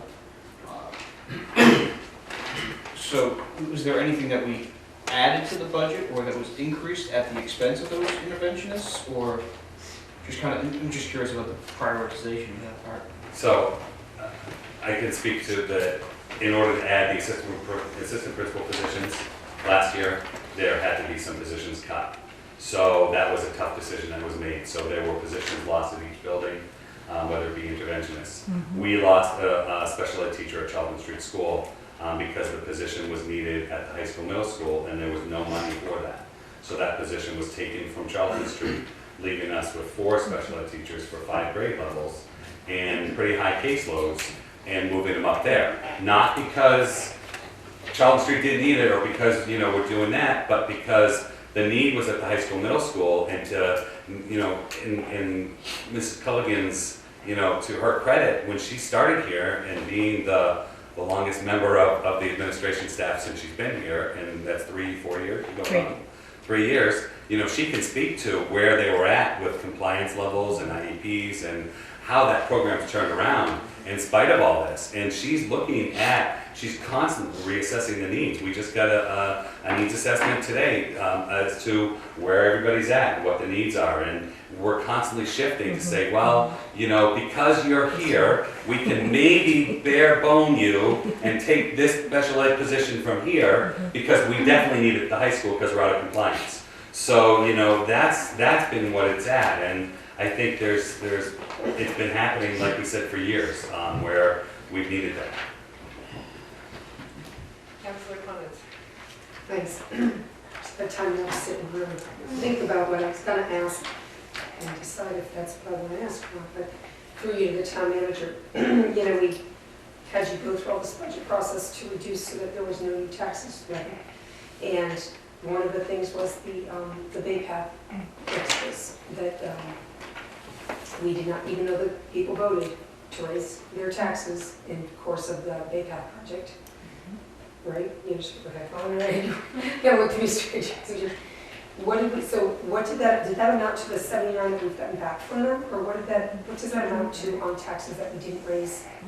That was voted for us.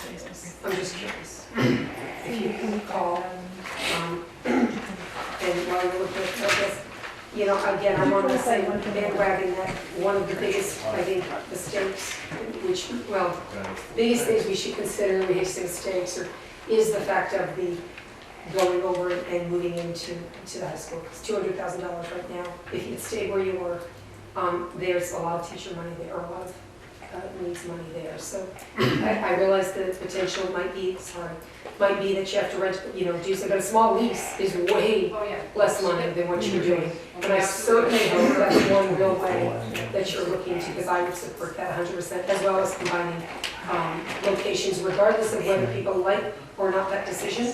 That's not up to the employees, that's up to the management to do what's in the best interest of the community and the students in the schools. And I would certainly support changing locations on numerous things and consolidating efforts, because that's what we're all trying to do best. So thank you for that, Nancy. Big Path budget went down 22,000. Only 22,000. So in terms of the... And that's already factored in the balanced budget. No, I understand that. I'm thinking about ways, so in terms of the assessment that we would have had to pay for the new building project, it was only 22,000 for the year. It wasn't 222,521 that they gave us? 225,121? No, I think the question was from the original revenue expense forecast to the final Bay Path budget, what was the reduction? And it was 22,129, I believe.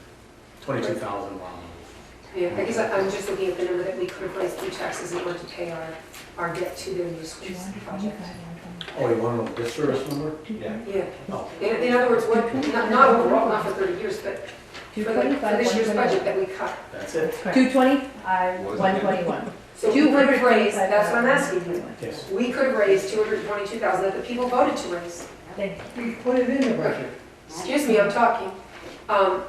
Therefore, we cut out $220-something thousand of monies that we could have used, right, this year went to Bay Path, but we have to make it go to Bay Path one way or the other, whether we raised it or didn't raise it. So I see that as a disservice, and I see that the people voted to take on that extra burden. Us taxpayers voted in a positive way to take on that extra burden, and that's money we could have then allocated to our own school here locally. And I would be in favor on raising taxes to that amount. That amounts to the amount that the people voted to raise taxes on. And appreciate all your cutting that you've done, and maybe there's more we can do on our side. But I would see that as a way also, along with 200,000, that would get you over $400,000 to do something with.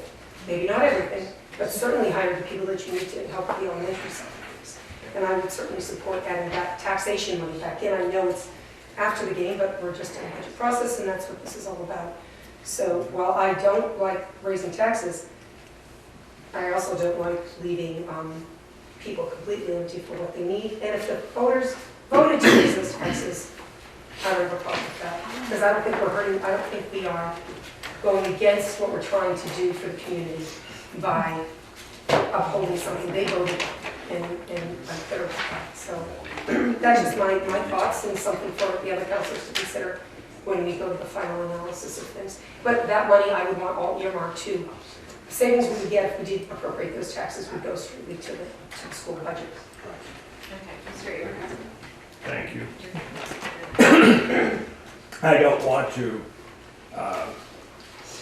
interject something that's light into this conversation, but a lot of times people get lost in all of the jargon.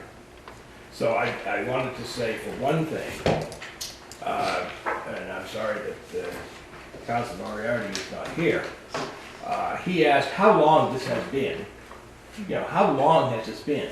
Well, it's got a very long history.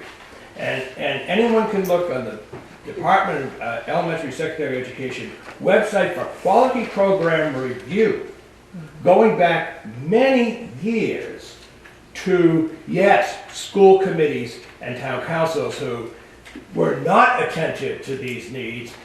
And I would say, just to make it clear, the attitude has been, and for some it still is, that it's okay to have a house that's fallen down as long as you have a really cool car in the driveway. And that's been the attitude, and that's the thing that we're trying to combat. The other thing, and because it comes up all the time and because everyone looks at it, it's so simplistic, I would ask, Madam Chair, if it would be in order for the superintendent of schools to offer to the town right now the Cole Avenue building and McMahon Field. And would it be in order for him to accept it? Because if that's a problem, we'll give it to you. Thank you. I don't believe we can actually do that with the open meeting law. Okay. That was a safe. You're on the list, you're actually, you're next. That doesn't change the issue. All right. Right. Wait a minute. I just want to I clarify have something. Counselor Vecchia, then Counselor Carrasco. For the town manager, when Yes, you're on the list too. when Council Clements was talking, this, as you stated, on the council, and the council meeting, this $222,000, we're keeping that. We are gonna get taxed on that. You said you couldn't do anything about that. The 222 debt service is in the budget for Bay Path. That's right. 22,708. I assume you're talking about exempt taxes that were authorized, but some reason are not being So she's used. talking about the 222. No, the goal was not to levy any new taxes, and you had said to us up there that night, well, but the people voted that you could levy some taxes in order to cover the debt service and whatever. And we said, well, some said, we don't want to raise any taxes, we don't want to levy any new taxes. But we But in didn't, order to cover the debt, we should have put, so instead you incurred it in your budget, it's still in your budget. So just so I understand, the 222,000 in Bay Path debt service, that was exempt from Prop 2.5? No, I have no idea, no. It was voted to ballot a couple of years ago. Right, when we stated that you could include that, we could raise the taxes that because you had to, because. No, that's not what we said. Oh, I'm not, Is that okay, right? now I'm with you, now I'm with you. It's already in there. It's in there. 222. No, I know, it's in there, we have to pay it, but we're not raising any taxes to Yes, it. Yes, you are. Yes, we are, it's in there. Okay, so we did do. Yes, we did. Yes, we did. It's in this budget forecast. And we said, okay, if you're gonna raise I taxes, thought you that's said we weren't going to levy it. any new No. taxes. 800, Council- you cut it 800 and something The thousand. council said there were two new tax areas that we could raise, new growth and Bay Path debt exclusion, so those are both included in gross revenue. And the expenses, you see it's the same, the 222,708 in expense, 222,708 in revenue. But you didn't say anything when she Bay was Path talking. debt exclusion, so we all raised it. Some other line. Okay, because, all right, but I understood from your explanation that you went down 800 and change. Now, in addition to those two numbers, new growth and Bay Path debt exclusion, there was another 871,000, which I took out of the fund. That's the so-called Prop 2.5 tax. Right, no, I understand that concept. Because you levy, so we did levy new taxes then? Yes. Okay, but that's not where I was, that's not what I took out from the original. He stated on TV more than once, and we said, okay. The five of us had voted. Okay, there's 9 of us. I know, but the five of us would have voted that way. Yeah, Well, sorry. then you just lost 200,000. Yeah, sorry for my confusion. Tried to get I my thought there track. was Well, another. then I could do a Becky and say, cut 200 more, that's it. It's a good thought. I'm all set. You never know what'll come out of a little brainstorm. Counselor Carrasco. Yeah, I have one question here. In regards to the first sheet, in regards to, in past years, it's always been said that recently or whatever, that central office continues to grow. That's always been a concept for the last 2 years that I've been, people wanting to say that. And unfortunately, I see the district finance operation and HR salaries go up $75,000. Can you explain that? Because that's central office. So you're looking at function 1400? yep.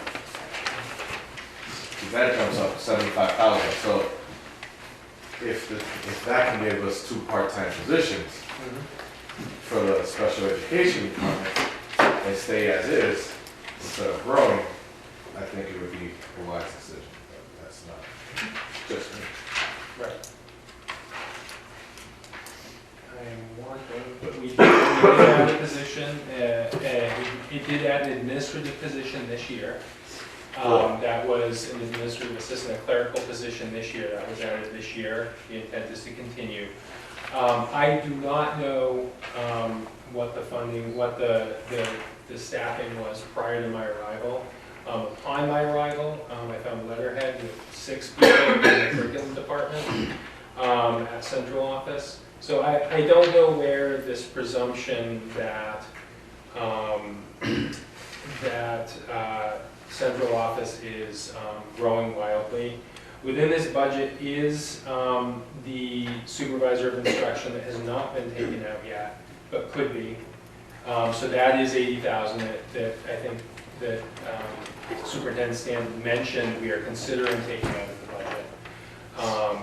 You know, we do have instructional needs. I don't have a specific analysis. I could try to do an analysis of central office costs over the past 5-7 years.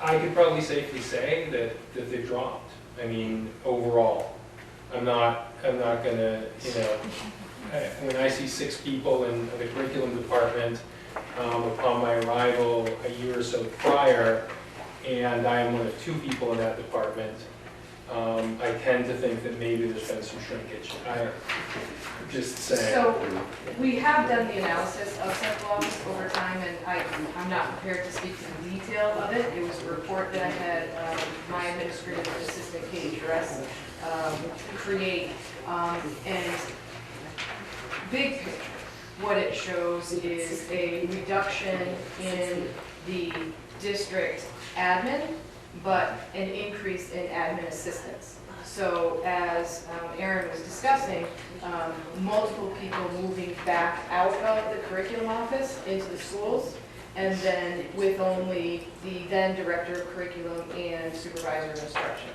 So again, not filling supervisor of instruction and just leaving now assistant superintendent in the curriculum office. You know, to the details of other changes, I'm not fluent. I would have to go back and read. See, I was trying to get it up on my machine. So, do you want me to go through it? No, my question, I understand that, yeah, there might have been personnel shrinkage in regards to from 6 to 3, but salaries have gone up. So, I mean, you understand? So we might have had less people, but salaries. So you're telling me that an administrative assistant is going to be paid $75,000? Is that the increase for this budget?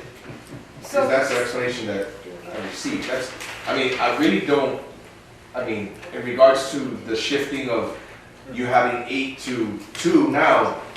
So, for example, in 2009, 2010, for example, there were 9 director supervisors, 9 directors, 0 supervisors, 6 clerical, 3 technology.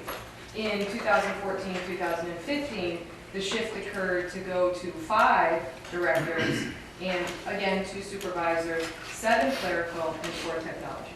So what you're seeing is sort of a redistribution of some of the workload to administrative assistants to support directors who are doing more duties throughout the district. Which I understand, but you're looking at directors making 90 to 110,000, maybe more. And that's being cut. So a director will be cut and replaced with a single clerical worker. So an $80,000 to $90,000 director will be cut to be replaced by a single clerical worker.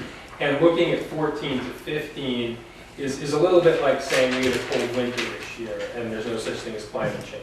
So you need to look at a 7-year trend which I think that graph covers, that shows a pretty solid decline in director level staff with a slight increase to clerical staff. And the net, I can think it's pretty safe to say when you're decreasing higher paid staff and increasing lower paid staff by even the same amount, you're decreasing overall salaries. I think we did find the need to add a clerical staff person this year. There was no clerical support in curriculum or operations. That's what was added. And again, there is, I think, 80,000. We're prepared to consider pulling out of this budget. I mean, we feel like it's an important position, but I mean, on some level. Which I understand. Sure. But my question here that still hasn't been answered is, Right. an administrative assistant is gonna get paid $75,000? No. Okay, that's what I'm saying, certain because like that's my question. You're increasing this budget $75,000, and you said, well, I'm adding an administrative assistant. So that's Say one. okay. That's my question, because if you're increasing this budget $75,000, You have the break. the finance, 75. What? it's 75, 1,400. That is an increase of 75,620 with 34 cents.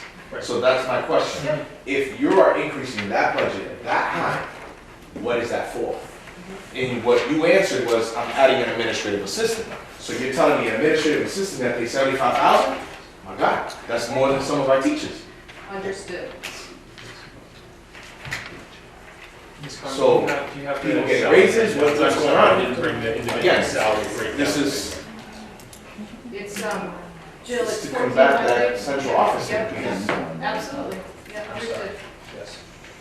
And again, I don't want to sit here and guess about what it is, but, you know, there, That's it what I'm isn't saying. that we're hiring an administrator, I can guarantee you Yeah. that we're not hiring an administrative assistant for $75,000. That I can say is absolutely so.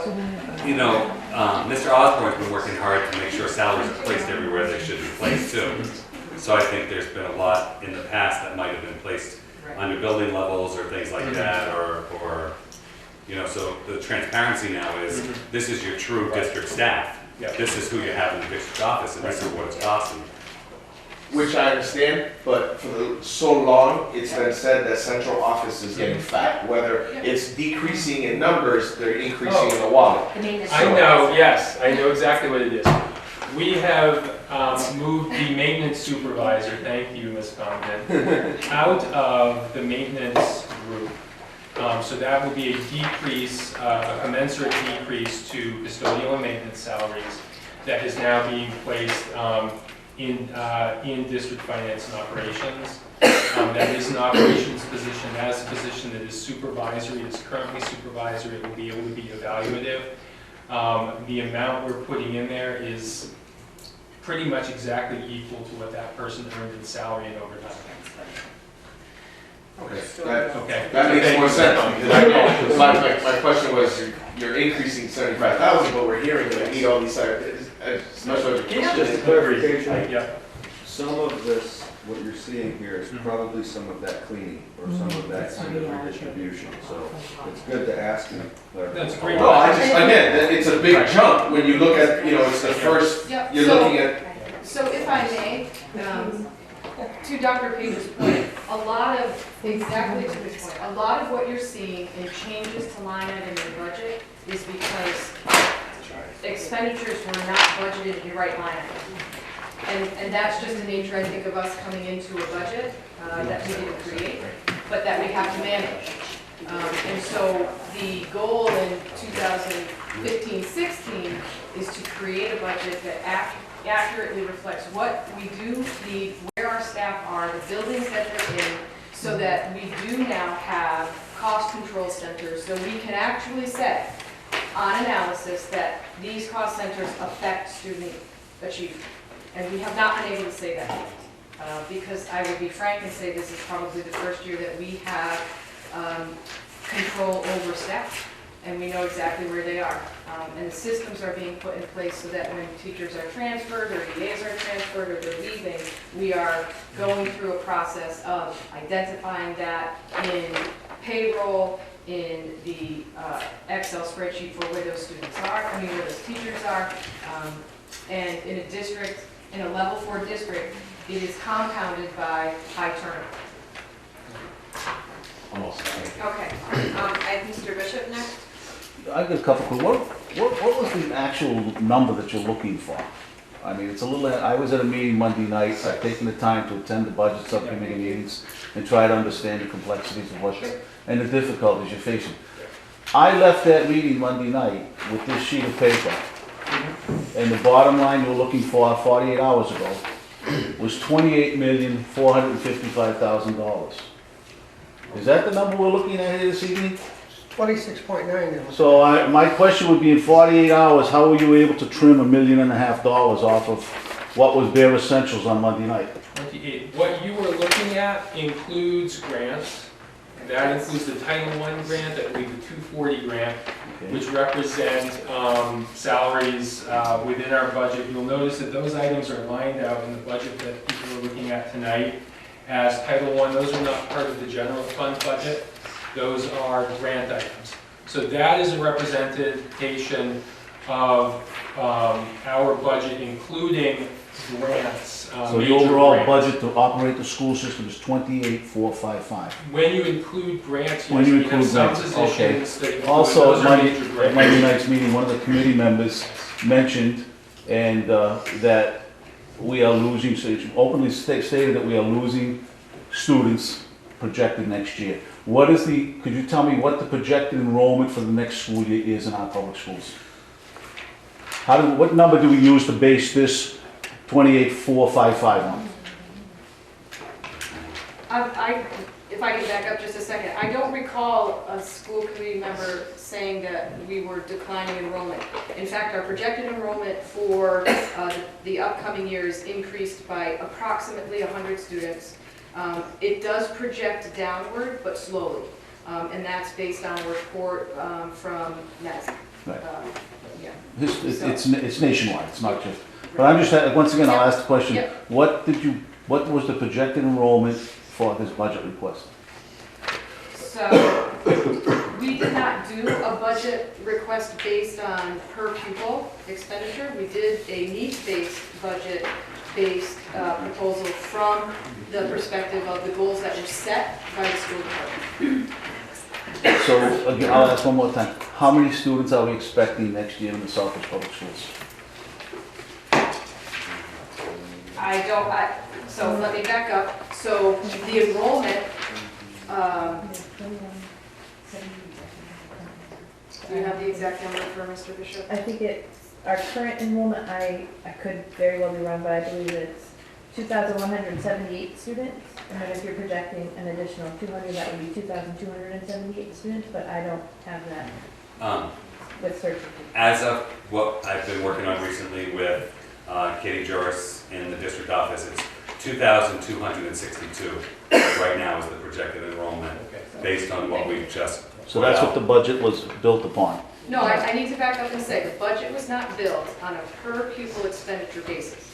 The budget was built on a needs-based approach, which was to go to the schools and say, if these are our 3 goals, to improve student achievement, to fully implement the AIP, and to build the programs around tiered intervention for students, both academically and behaviorally, what are those needs? Because we have ELL populations and special education populations that are above the state average. So to develop a needs-based budget is more appropriate because the expenditures for those subgroups are higher.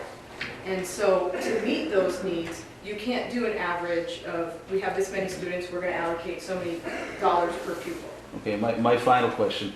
I'd just like to look at the line item 2,700, social workers. We've heard an awful lot about the needs of our students. I'd just like an explanation as to why that dropped as significantly as it did. Yep.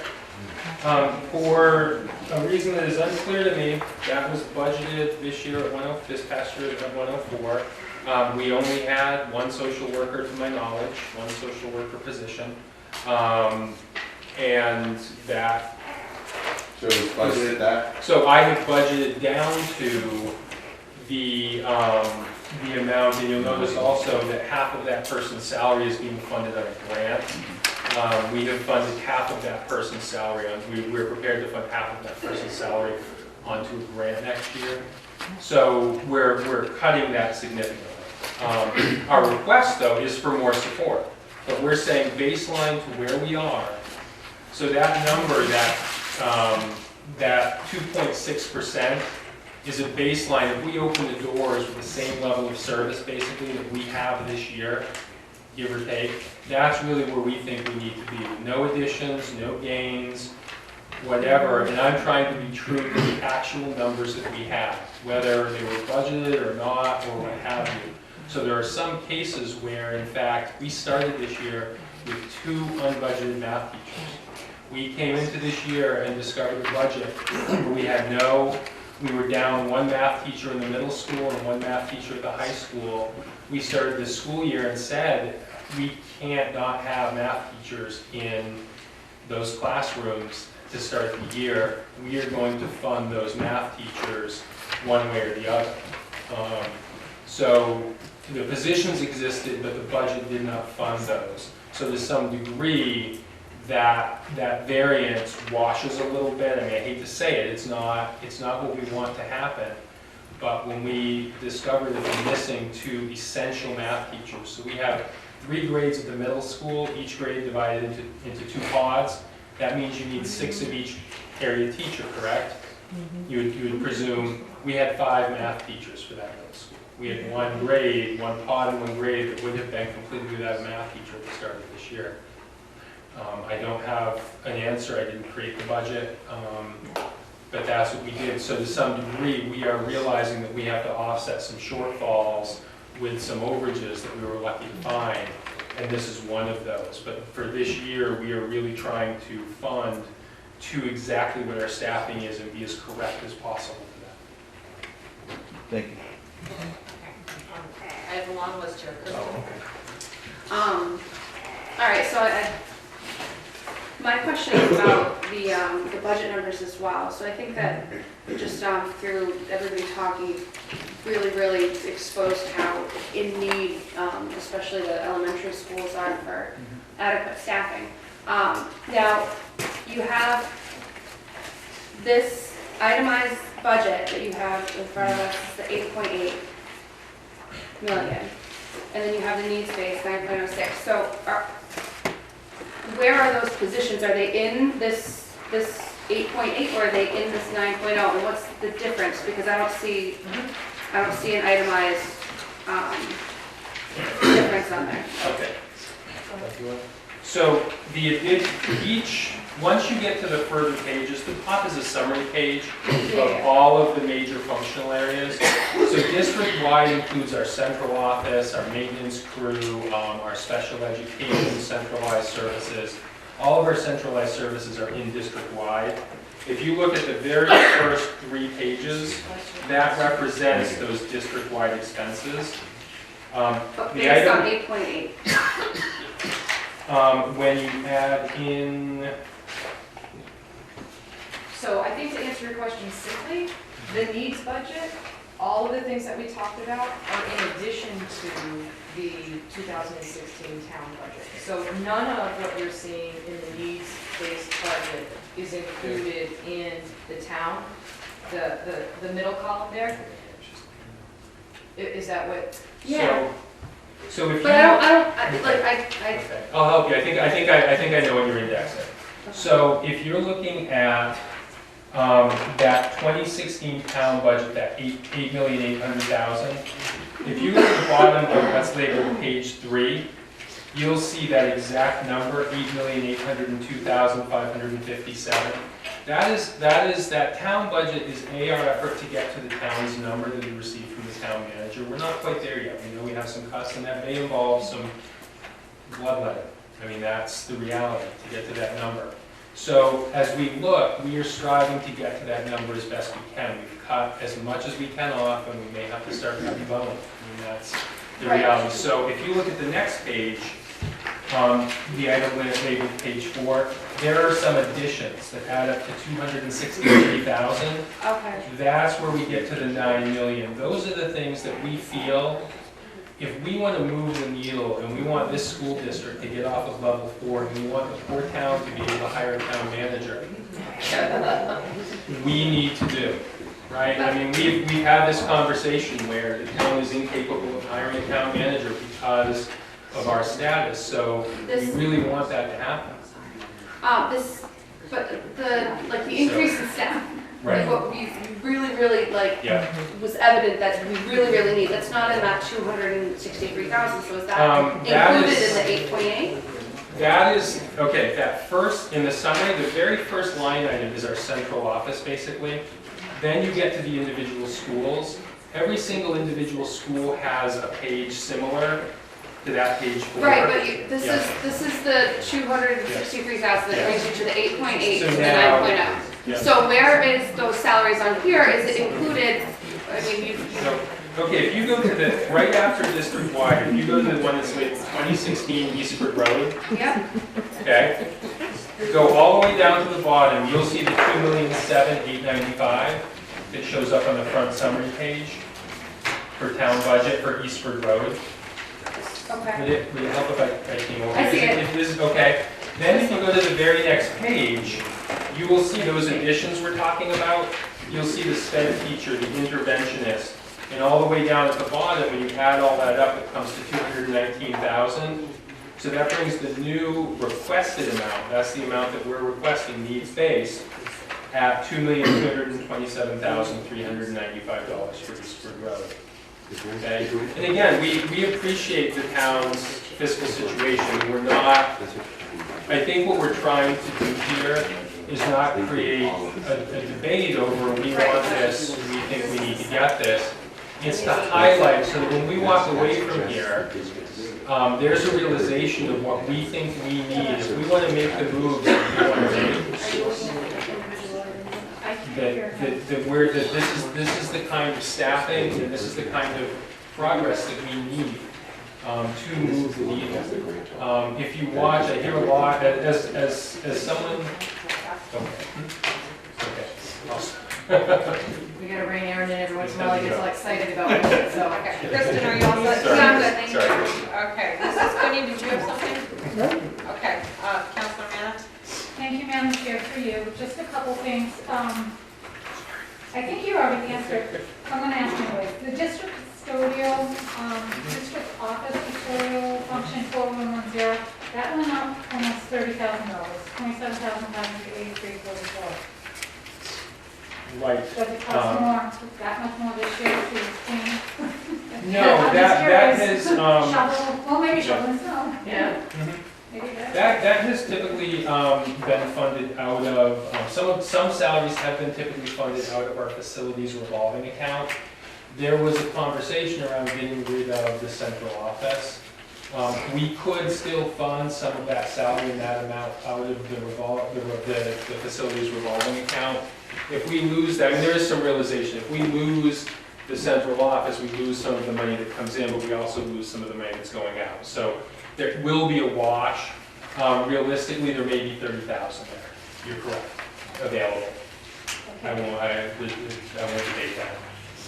And then, it's just a question, but I was looking at the, and I know we have an issue, we don't have special ed teachers at Eastford Road, which we need, but I'm looking at the amount of money that we spend outgoing on special education. It's almost $2.5 million. Yeah. That's a lot of money. So have you all talked about that?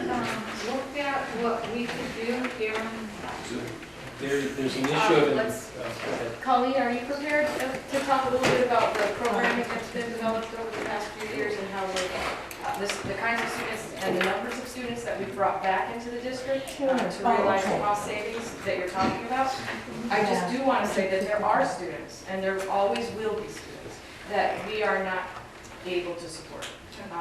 And that it is in their best interest, as they develop, to be in a different, a substantially separate or private setting.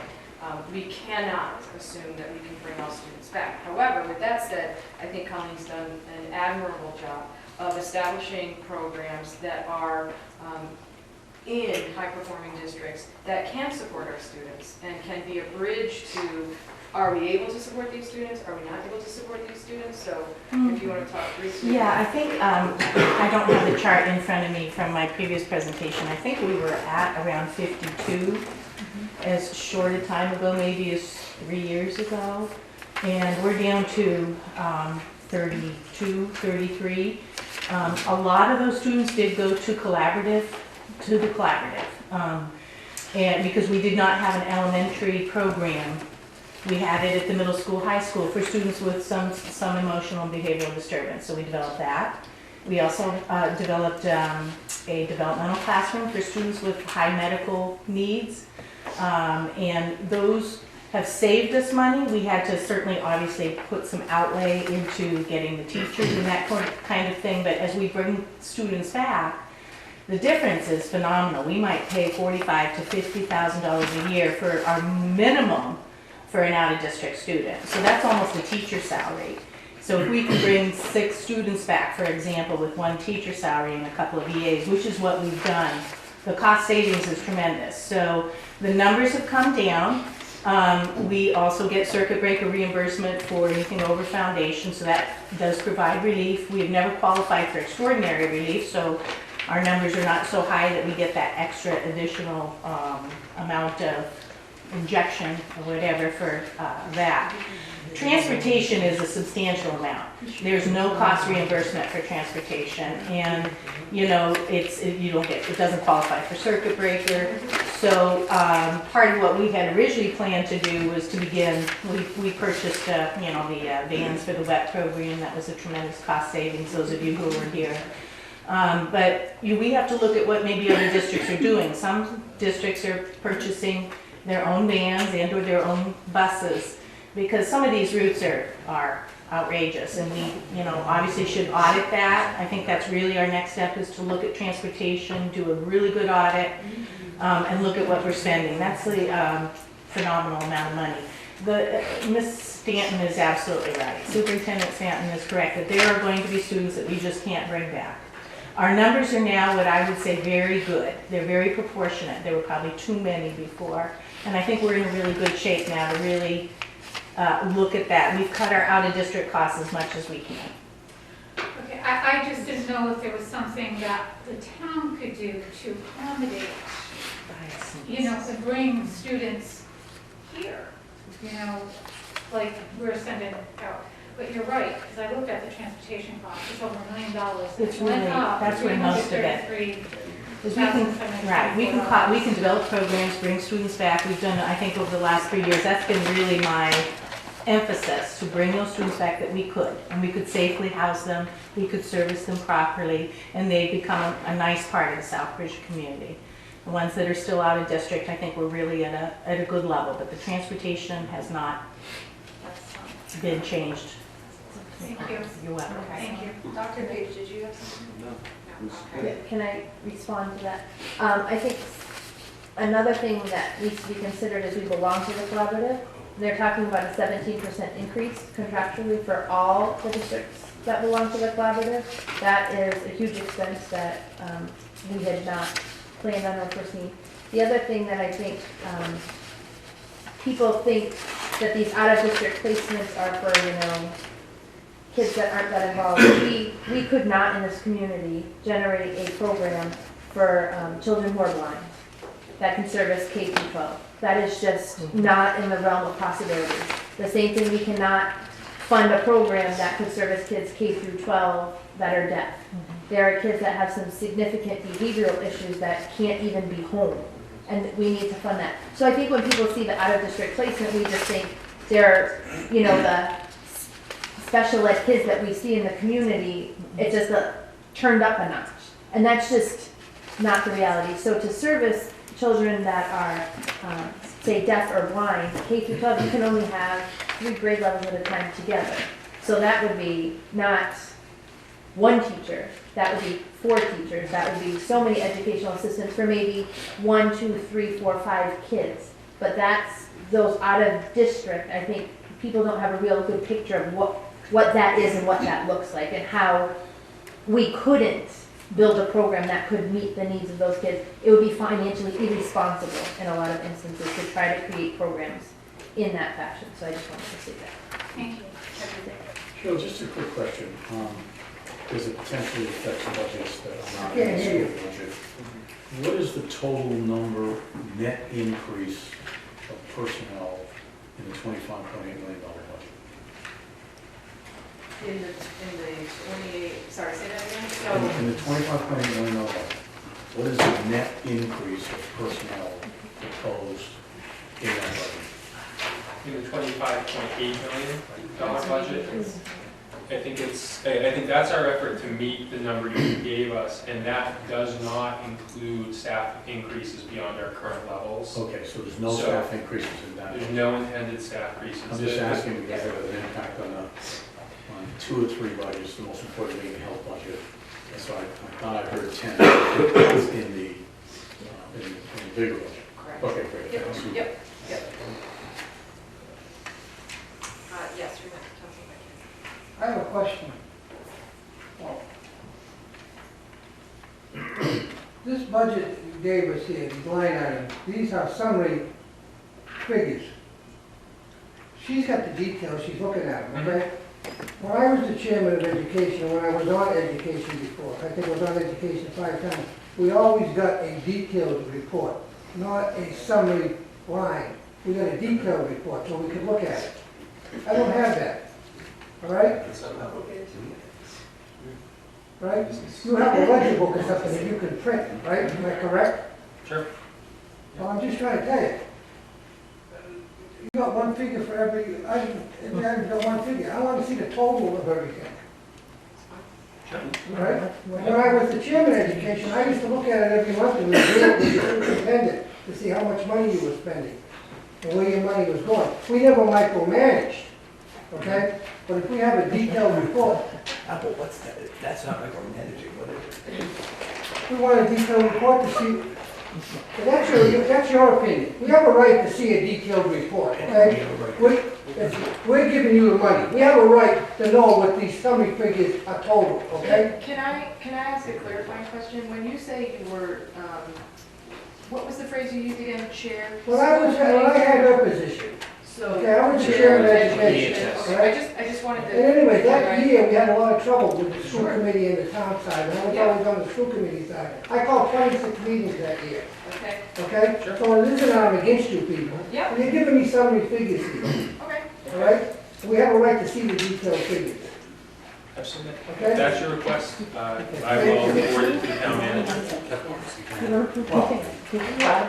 So that I understand, as town manager,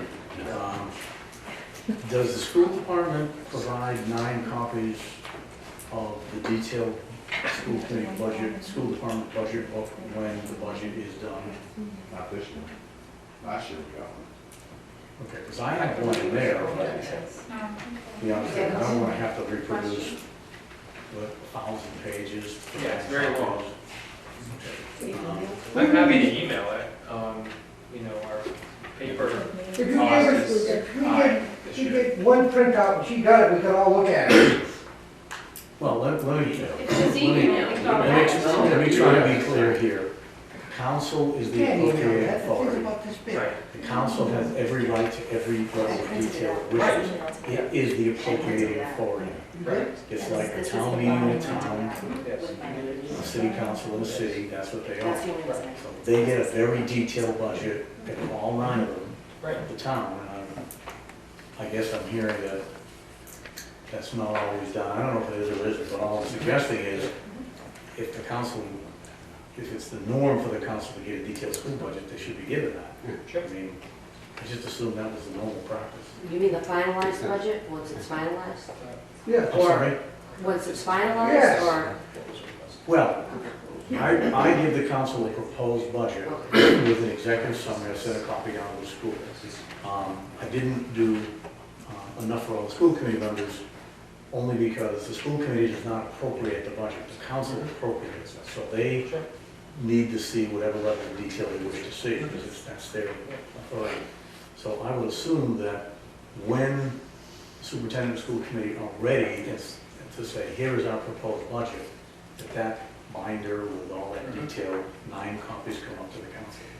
I just assume that's what would happen. That makes sense. I'm fine with electronic. I'm fine with it. I emailed it. I had thought this was what was requested. No, I'd like a hard copy. I don't know. So I may have misinterpreted your conversation. Last year, we had something that was between this and the big book. It had a lot more detail. And of course, I don't have mine, so I can't show you. We've got 1, 2, 3, 4, 5, 6 councilors here. 7. 7. 7.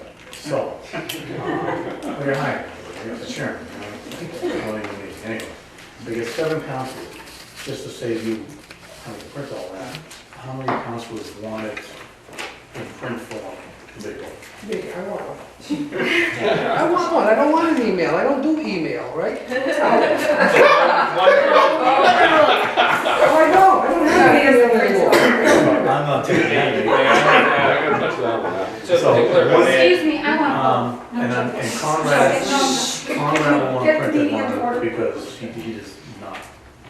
Come here, so I think it sounds like 2 paper copies. That's right. 7 electronic. I think you should ask Conrad if he wants.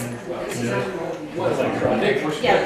I would ask Conrad. I would at your office by 9 o'clock Monday morning. It's here. You can have it whenever you like. 9 o'clock Monday morning. When it's ready and you say, this is our proposed budget, then, yeah. Kevin, I would ask. Yeah, I mean, Does it include just a breakdown of line items for salaries too? it doesn't include every single position. That is not something that comes easily under KVS. Sounds like 1 paper copy Okay. for the council. That's in addition to the one that I'm assuming Karen just wanted. And parent has the electronic version we used before, which is what this has changed somewhat, so I think should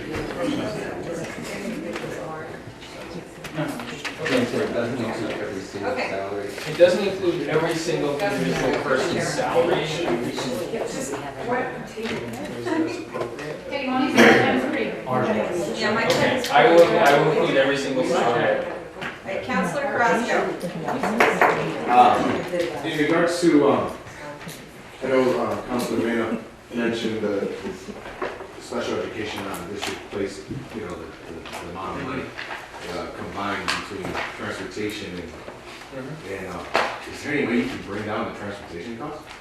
Is there any contract negotiations? Is there, I know because last year when Buzz presented to us, he presented us a whole package in regards to purchasing vans and kind of doing, hiring drivers to cut that down. So So where are we this year? So we're in the process of evaluating that purchase and whether that is actually cost effective or not. There's costs associated with that I think were unanticipated, as was quite a lot of the budget might have been unanticipated. We're also looking at a negotiation with AA Transportation that is at the end of its 3rd year this year, and looking at analyzing current contract that has been negotiated in area towns with AA, what that % increase is. It's on average right now 8 to 10% increase to transportation cost. So it may be in our best interest to extend for a year under the 3% increase that has been in the first 3 years of that contract. So right now, that's what we're doing. We're doing that cost analysis. We're trying to make a good decision about that. We're also looking at some of our routes with AA and the fact that we're providing services that we probably aren't mandated to do. That does have political results, I would say, in the community because some of those are long-standing routes and single buses that go to single schools. But that may not be the most cost-effective way to route students and to bus students. So all of those things we're looking at as we go into making the decision about the contract negotiation with transportation. Now, but and it's pre-budget, so it's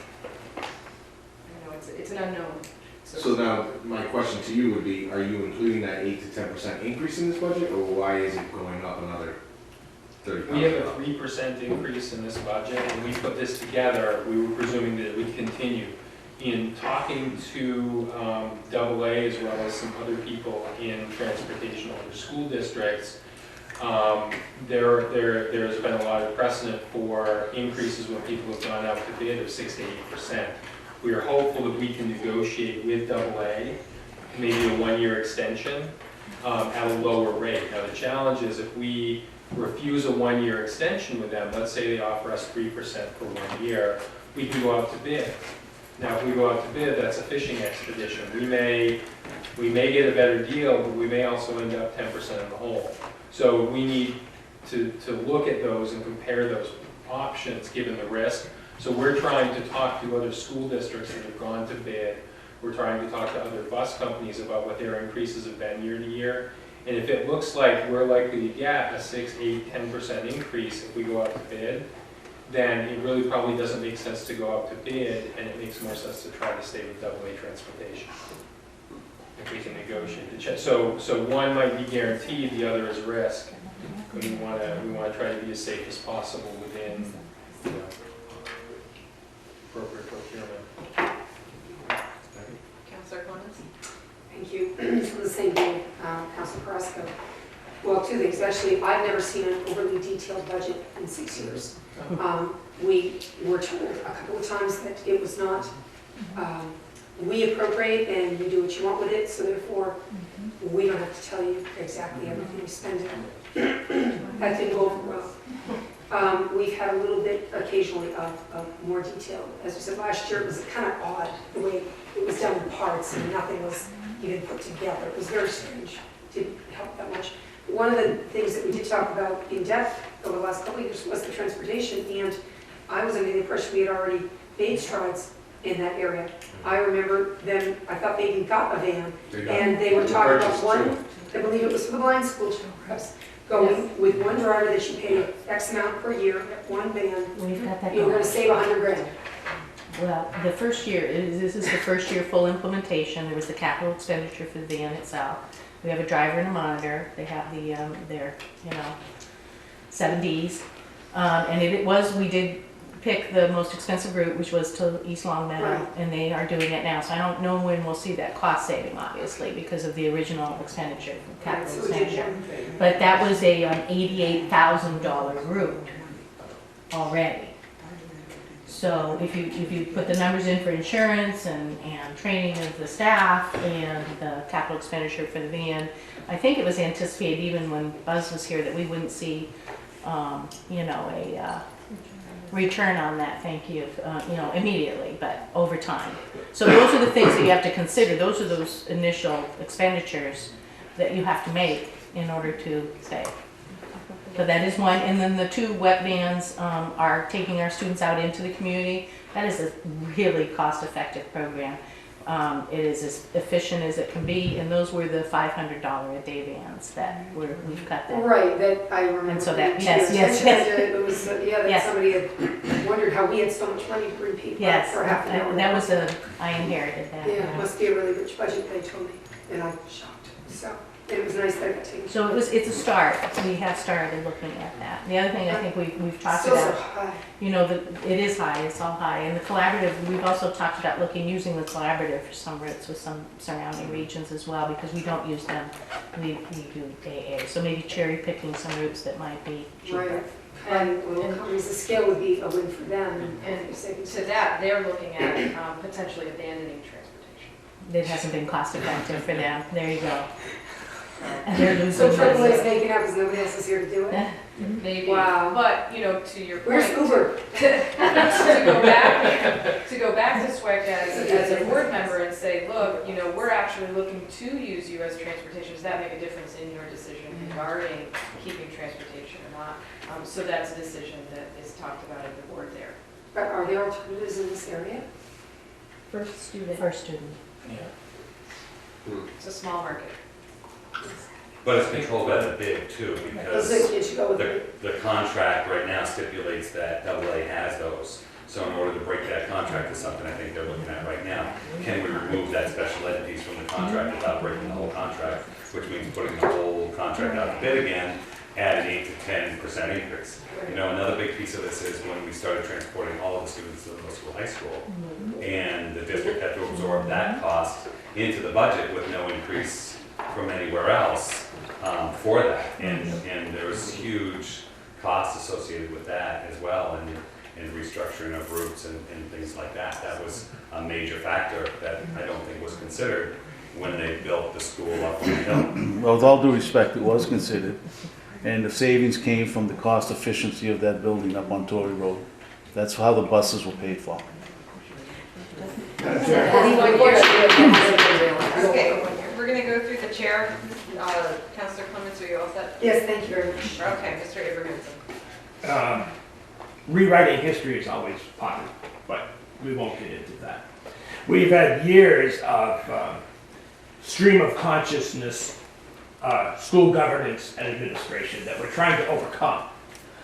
And so it is a complex thing. You know, it doesn't turn around overnight, but it's been a system that's been abused and neglected. In terms of the budget, I think that people have been very indulgent, and I understand all the questions, I really do. I would say to Councilor Beckier, if I were on the school committee when he was meeting with the superintendent and discussing budget line items, he would not be doing that any longer, because that's not appropriate. I was doing it with the school committee, you don't even know what I was doing. Yeah, well, I think that makes two of us, but that's okay. The bottom line is that the town does have the say on the bottom line of the budget. And so we have a needs-based budget, and we have a, what do we call it, the town budget, okay? So one is, you know, if you break your leg, okay, you need a doctor, and you need someone to set it, and you need all this stuff. But you maybe could get by with an aspirin. So we're either going to offer what the patient needs, or the least that we can do for that patient. Thank you. Mrs. Congan? I just had a question. I know I wasn't here at the beginning of FAPA's presentation, but did they provide a line item budget? No. No, they never did. Did anyone ask for it? I just asked a question. Thank you. I think the reason they don't is because they come under the minimum net school spending, which means there's no debate as to what it is they're using their money for. Anyway, it's once you get over minimum net school spending. Would it be a question, what is minimum net school spending for Southbridge this year? That's a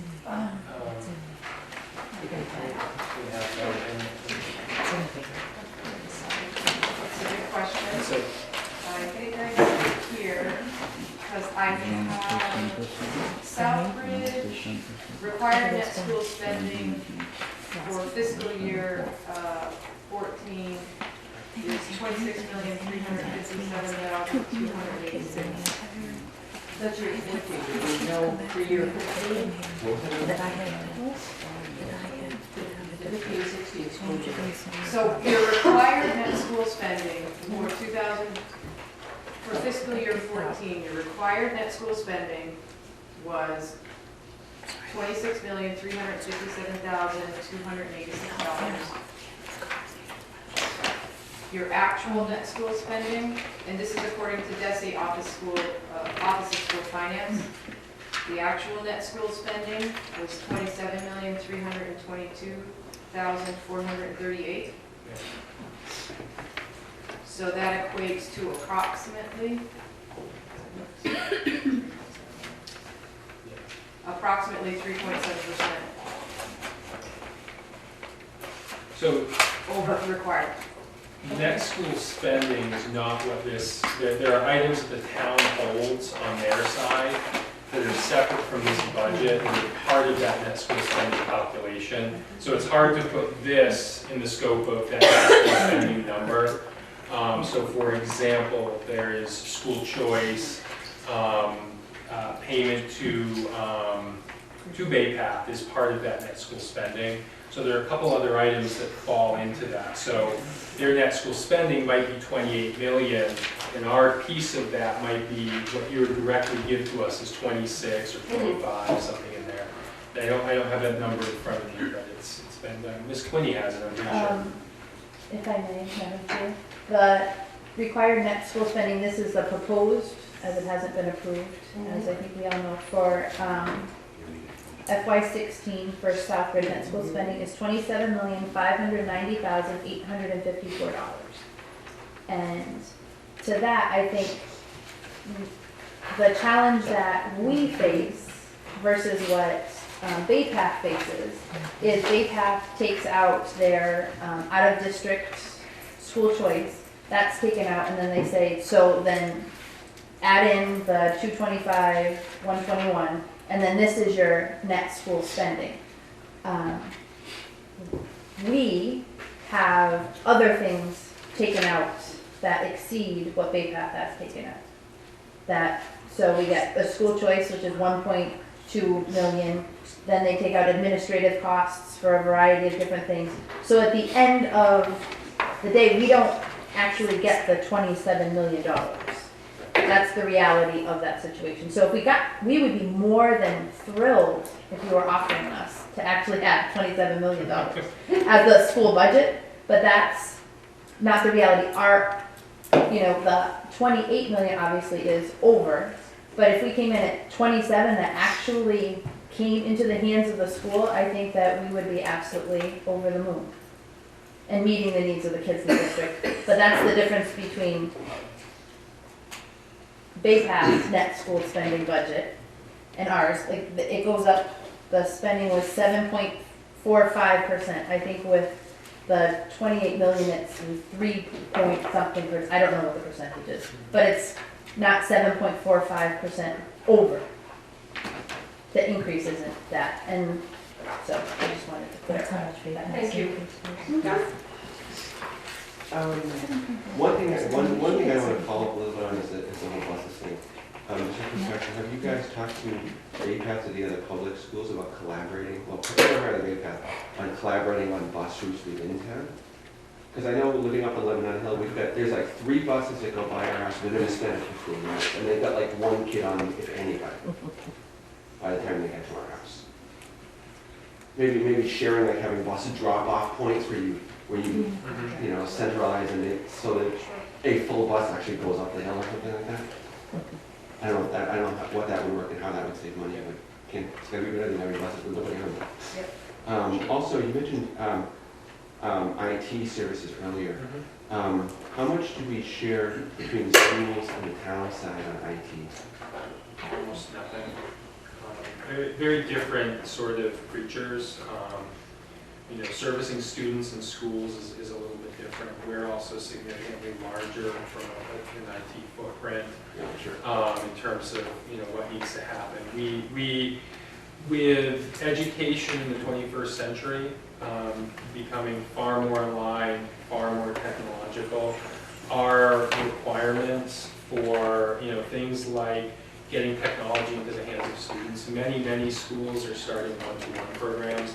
I personally think one-to-one programs are a challenge for school districts from a technology standpoint, but many school programs have multiple carts of tablets, Chromebooks, which are really cost effective right now. And individual classrooms will have 4 or 5 Chromebooks to share amongst the students. So it's very common for technology. Right now, our technology infrastructure can't support more users at the elementary school levels. The middle high school is fine. We've increased the servers at the elementary schools. The wiring inside the building is like trying to run a fire hose through a garden hose. I mean, that's an analogy, but those schools were designed for maybe every teacher to have a computer. Wonderful, that's lovely. But now we have a need for every classroom to have multiple computers and there to be wireless devices scattered. And by the way, we have a lot of SPED students and SPED teachers and administrators who are walking around with tablets that are Wi-Fi. It's burdening our system with enormous slowdowns already. already. If we add a fleet of Chromebooks to our network, it's going to wipe us out. And it's a wiring issue. It's like changing the plumbing of the entire building. Is that already included? Is that already included in the budget itself? That is not in the budget you are seeing. We've been asked to pull that out and make that a capital request. Oh, right, okay. We have a grant request in for some of that money that has been put off this summer. You know, it's a part of the last mile initiative, the last mile broadband initiative, and most of that money has dried up. I think once summer hits, they're going to tell us that the money's gone. Most of that money was used for schools that have no broadband access whatsoever. We have broadband access, we just have a system that can't deliver it to our students. And you were throwing around, Aaron was throwing around Dr. Stanton was throwing Oh, not doctor yet, but trying. Good luck. It's been busy. You threw out the fiscal 14-26 figure a little while ago. What would you be able to add in of the needs that you want if we were to give you that number as opposed to either the 26.9 or the 25.8 figure? So, I apologize. Did you say again, I was throwing around what number, 26.9? You mentioned that this net school spending figure earlier of $26,357,286. Yep. What would you want to put back into the budget that of the needs that you see? Yeah. If we were to give you something like that, as opposed to either the 26.9 or the 25.8. So it would be the staffing for the behavioral and academic interventionists and special education.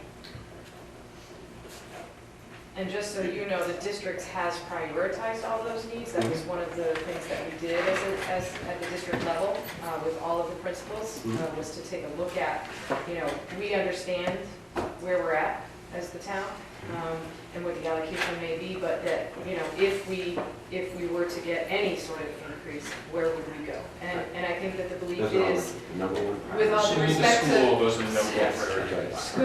with all due respect to the middle high school, which does have its needs, and I think that the sped need there for the chair is high for the district.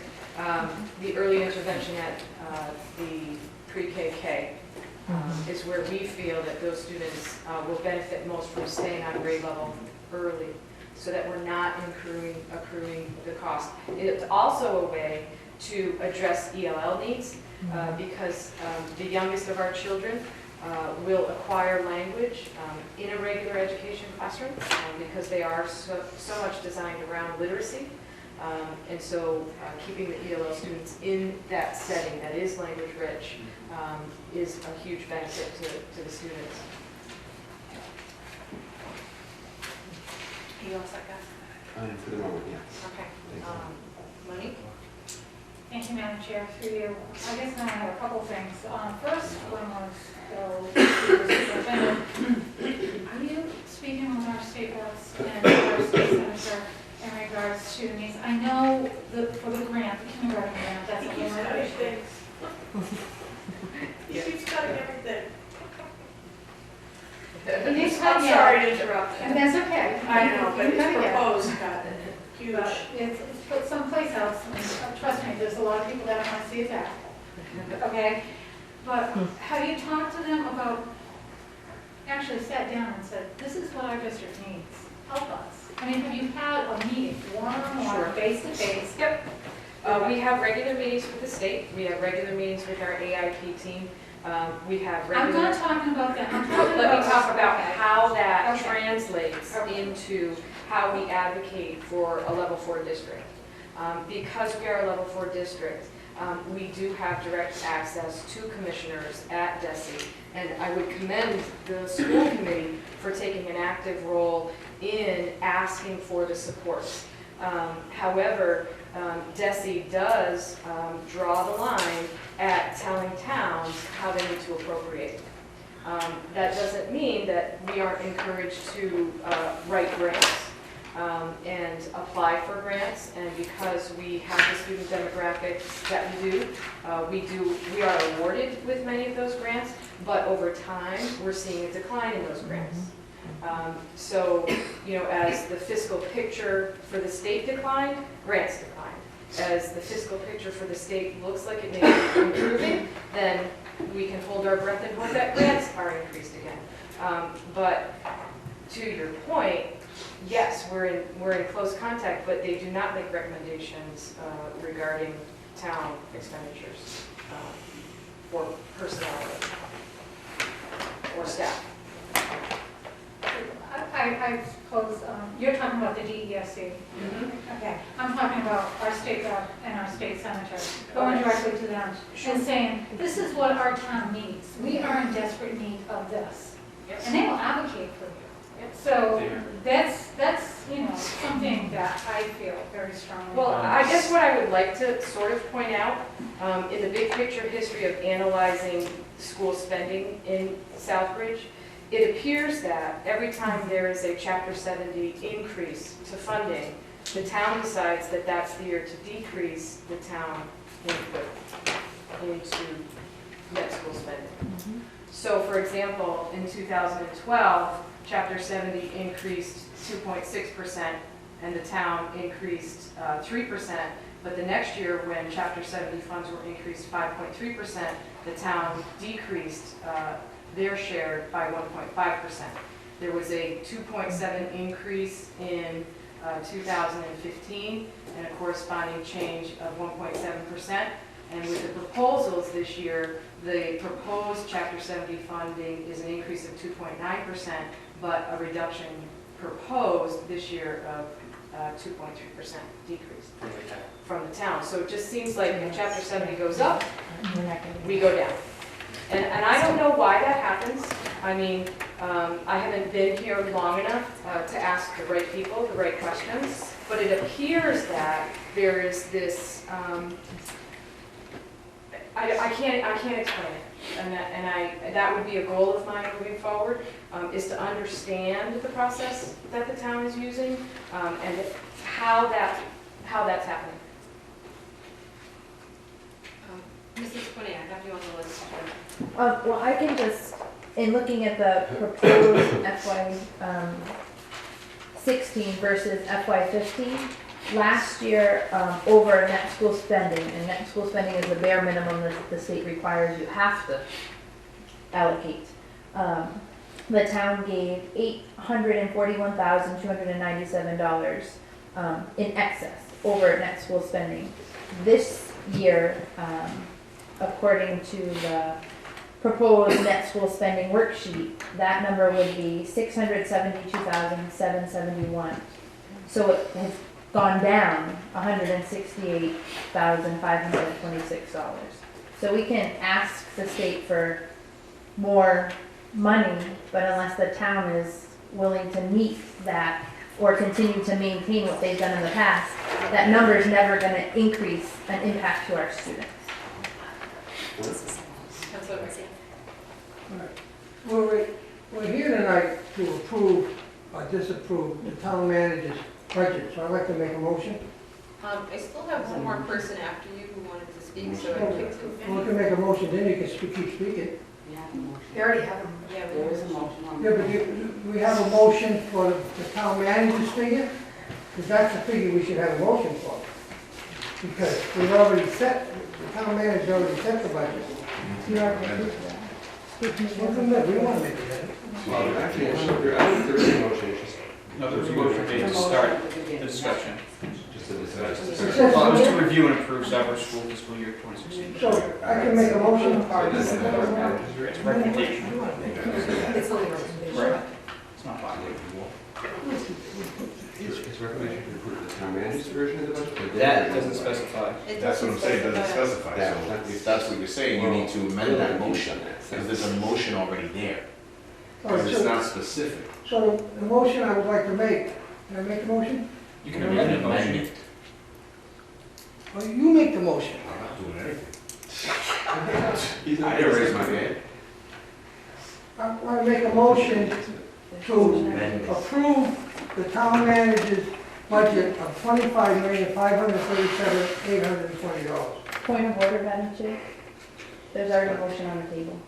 Yeah, you have to amend. A motion to amend. You want to say you want to amend it to read, What's the motion on the table?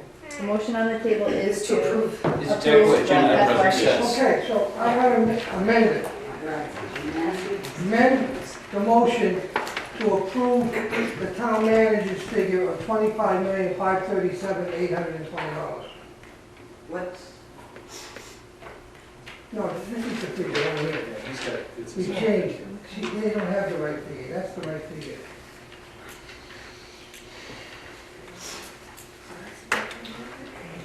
I see no second for your motion.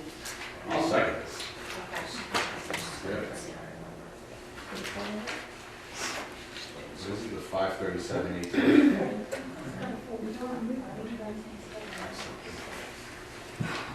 They don't have to, but if they want to, they can. Should I not let them vote? They're not part of the committee. They're not part of the subcommittee, so should be voting. Just everybody is.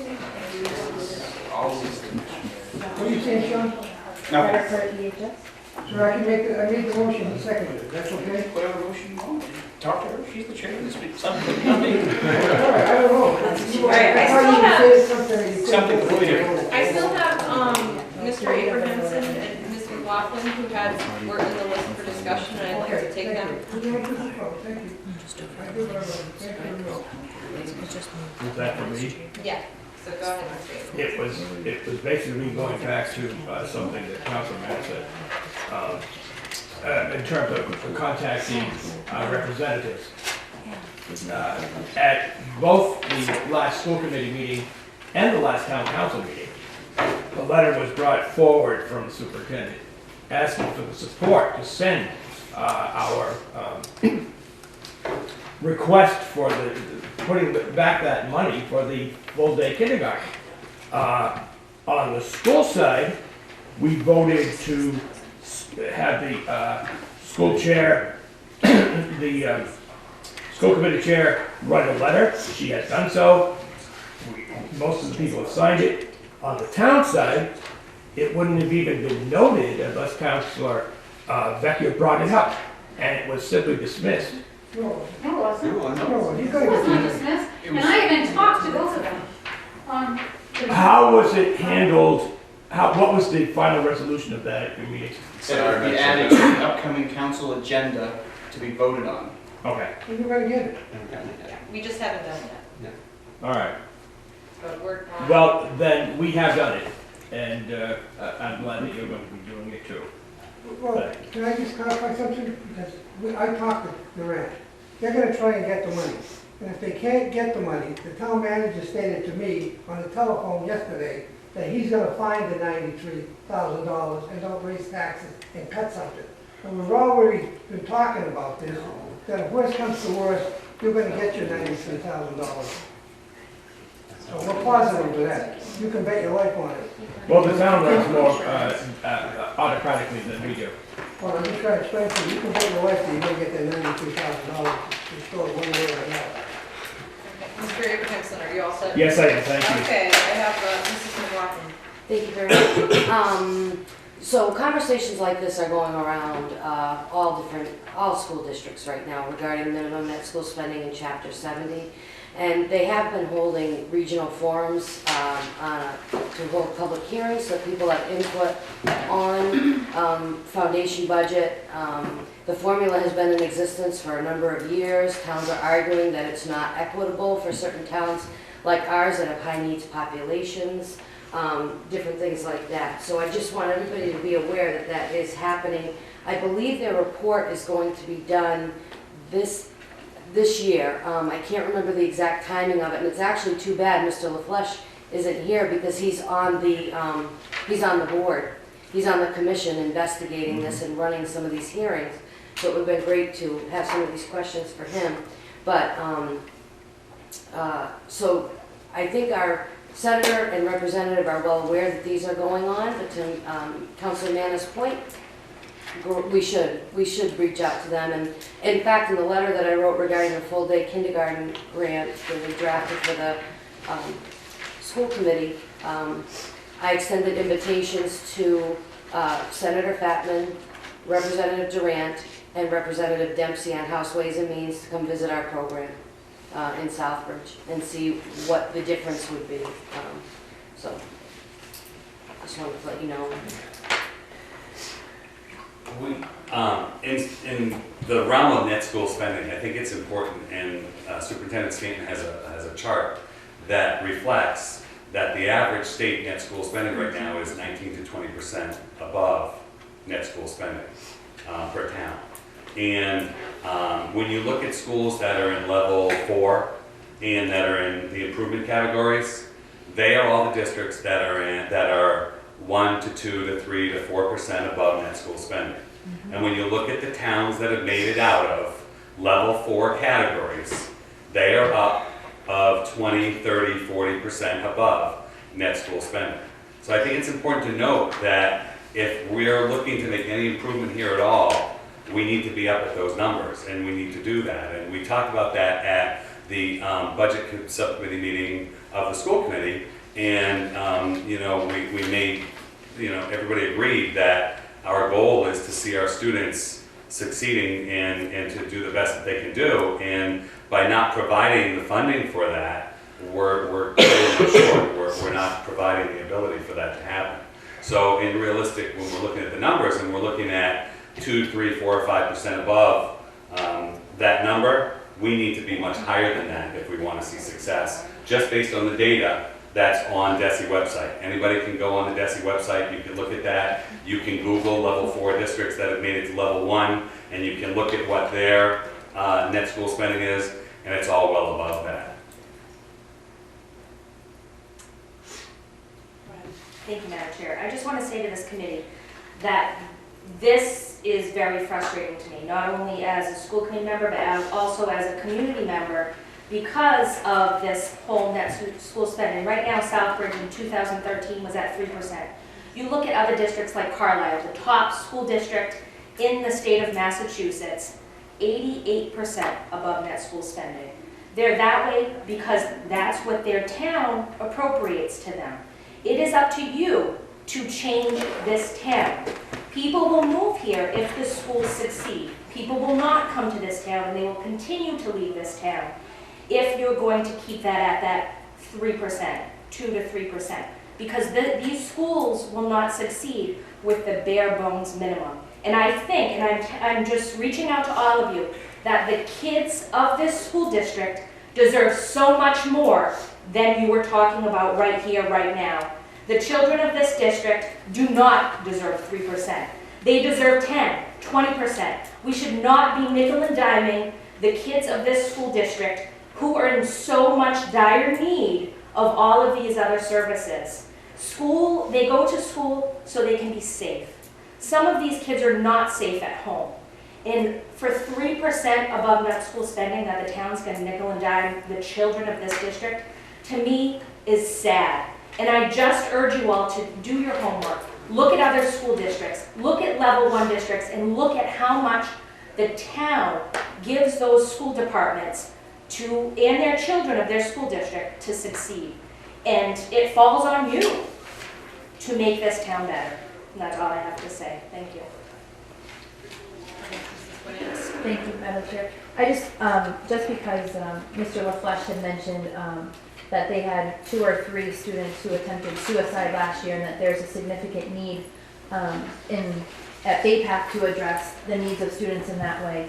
We did a youth risk behavior survey last year, and 7th and 8th and then 9th and 10th graders, in both of those categories, 13.6% of students reported having attempted suicide in the past 12 months. So, our kids, 7th and 8th, and then 9th and 10th. So the needs of the students, as much as I think Mr. LaFleche and BayPath do a fantastic job to look at, and I'm going to get really cranky, their increase at 7.45% of what we're allocating to those students who are 2 ELL students and kids with a minimum amount of special needs. The needs of this district significantly exceed that. And to say, your needs are this, but we're willing to give you this, is horrible. We want to get a town manager to come here. We want to get a superintendent to stay. We want all of these things. And that costs money. It's investing in the town and investing in the community. And if you're not going to invest in students, as Ms. Congdon said, then there's going to be nothing left. Because any family that has the ability to go to a school district that pays 88% over net school spending or is investing in, and I think when we look at a 2.5% tax levy and we say, no, we're not willing to do that, our kids aren't worth that, that just sends a statement to kids this is what our community values, and it values our pennies over our people. And I think that is the reality of the situation that we're in. Everybody says the school district and the school committee needs to get themselves out of level 4. Well, we can't get out of level 4 unless we have the ability to get out of level 4. The ability to do so is dependent upon funding.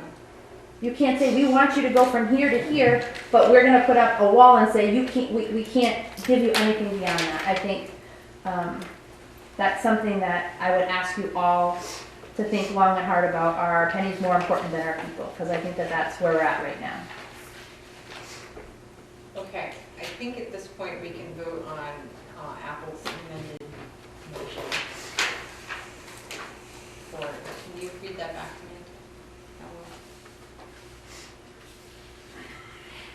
This would actually just be a vote to amend. Yes. That's one, vote to amend. I'm on the right out afterwards. Motion to amend the vote to approve the Southbridge School fiscal year 2016 budget approved by the town manager of $25,533,820. Okay, so this is just a vote to amend the motion. What does that mean? Vote to amend the motion. We're voting to amend the language to. So make it the motion. To make it the You motion. have to have a motion to make it the motion. So we're going to vote on the motion. And then we're going to. After that. Okay, all right. Okay, so all those in favor of the amendment, please raise your hand. To change the language. To change the Change language. the line.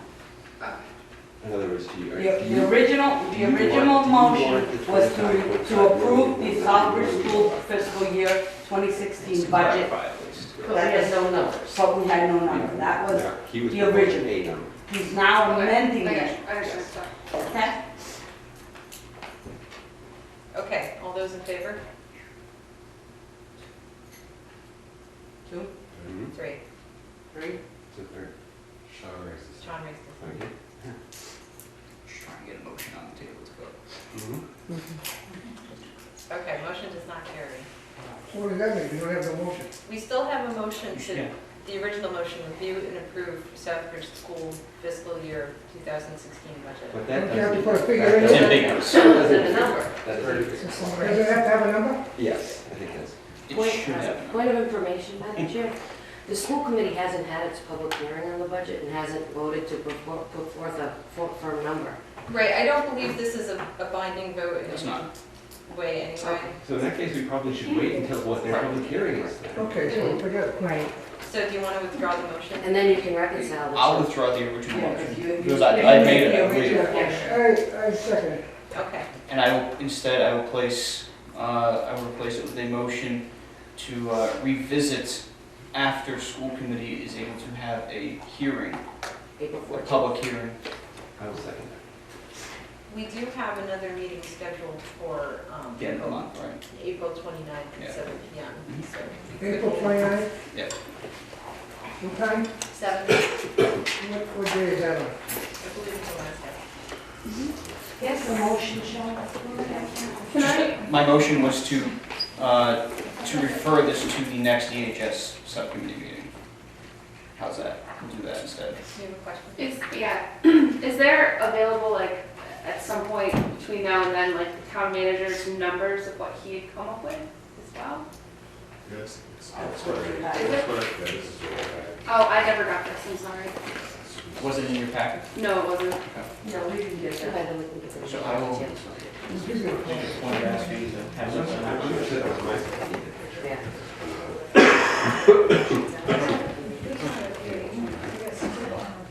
Right, no, the citizen did not. So I'm sending on an email. Okay. Bill. Seven? I'm sure it was in my email section. Okay. I got it. I'll keep it. Okay, so let's vote on referring to the next VHS meeting. All those in favor? 3, 4, 5.